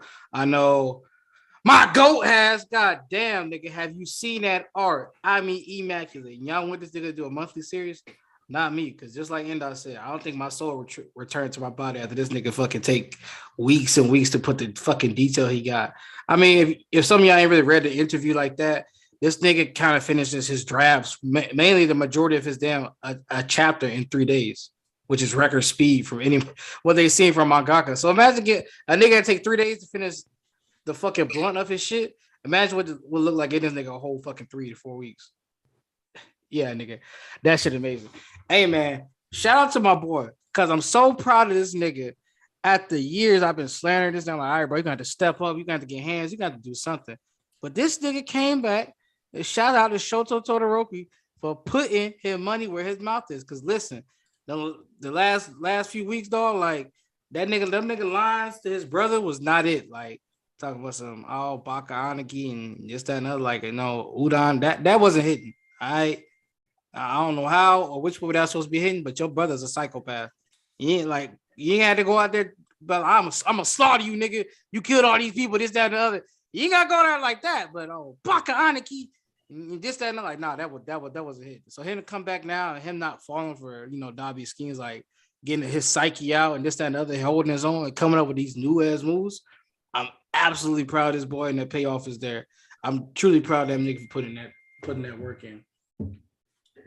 Man, and once again, whenever this nigga draw children, take shit back to their origin, it seems to never ceases to amaze me and always seems to slap. But we are back again next week. No more breaks for right now. And we'll see what the future holds. Honestly, y'all already know how I feel. This is anime, so this ain't completely over. I don't know how many anime you've seen, especially I was talking about fucking One Piece and Bleach earlier, and fucking Chainsaw Man. Y'all know when a nigga, you know how it goes. We ain't like it ain't been fooled. Cassie died and she still kept kicking. Naganda still has something to go. Like, you know what I'm saying? Miracle was still popping out. Like, I'm gonna have to see a nigga with no limbs or like something like whole flashback giving his final words before I say, all right, this is one and done. Ain't no ifs, ands, or buts about it, because it's an anime. Don't like you ain't never seen a nigga be like, now my power really, now I can release my true power. Some type be like that on both sides, heroes and villains. Come on now, we're reading the anime. This is fucking anime shit 101. So once again, until I see this nigga fully out, because he's a psychopath. He aimed to kill himself. So if he going out like this, he gonna have to have one more big final something. Like Shoto, unless Shoto freezing this thing consistently at a come beat, then he got it. But until that, hey, I'm gonna have to see what I'm gonna have to see. But listen, man, nice to have y'all here. Appreciate y'all coming back out. Appreciate all our guests coming through. Amazing discussion. I hope y'all have a wonderful day. You know who it is. Undefeated of the East, baby. What it do? Hell, Hori. We'll see y'all next week. All right, y'all. We appreciate every single viewer that comes through like we always do. I wanted to give special thanks towards Bolt, Sayers, Seth, Fish, Joseph, East. Oh my God, Walkets. Just everybody that came through today. I feel like I'm missing somebody. Maybe I am. Am I? No, I'm good. Look, I appreciate everybody that comes through every week, no matter what, though. This chapter was great. I will do a review for it. I'm actually going to hop over to Shonen Ronins. So if you want to keep dealing with Anarchy content, I'm still going to go over there real quick, pop over, do a little bit more MHA talk, also covering Kaiju 8 and JJK.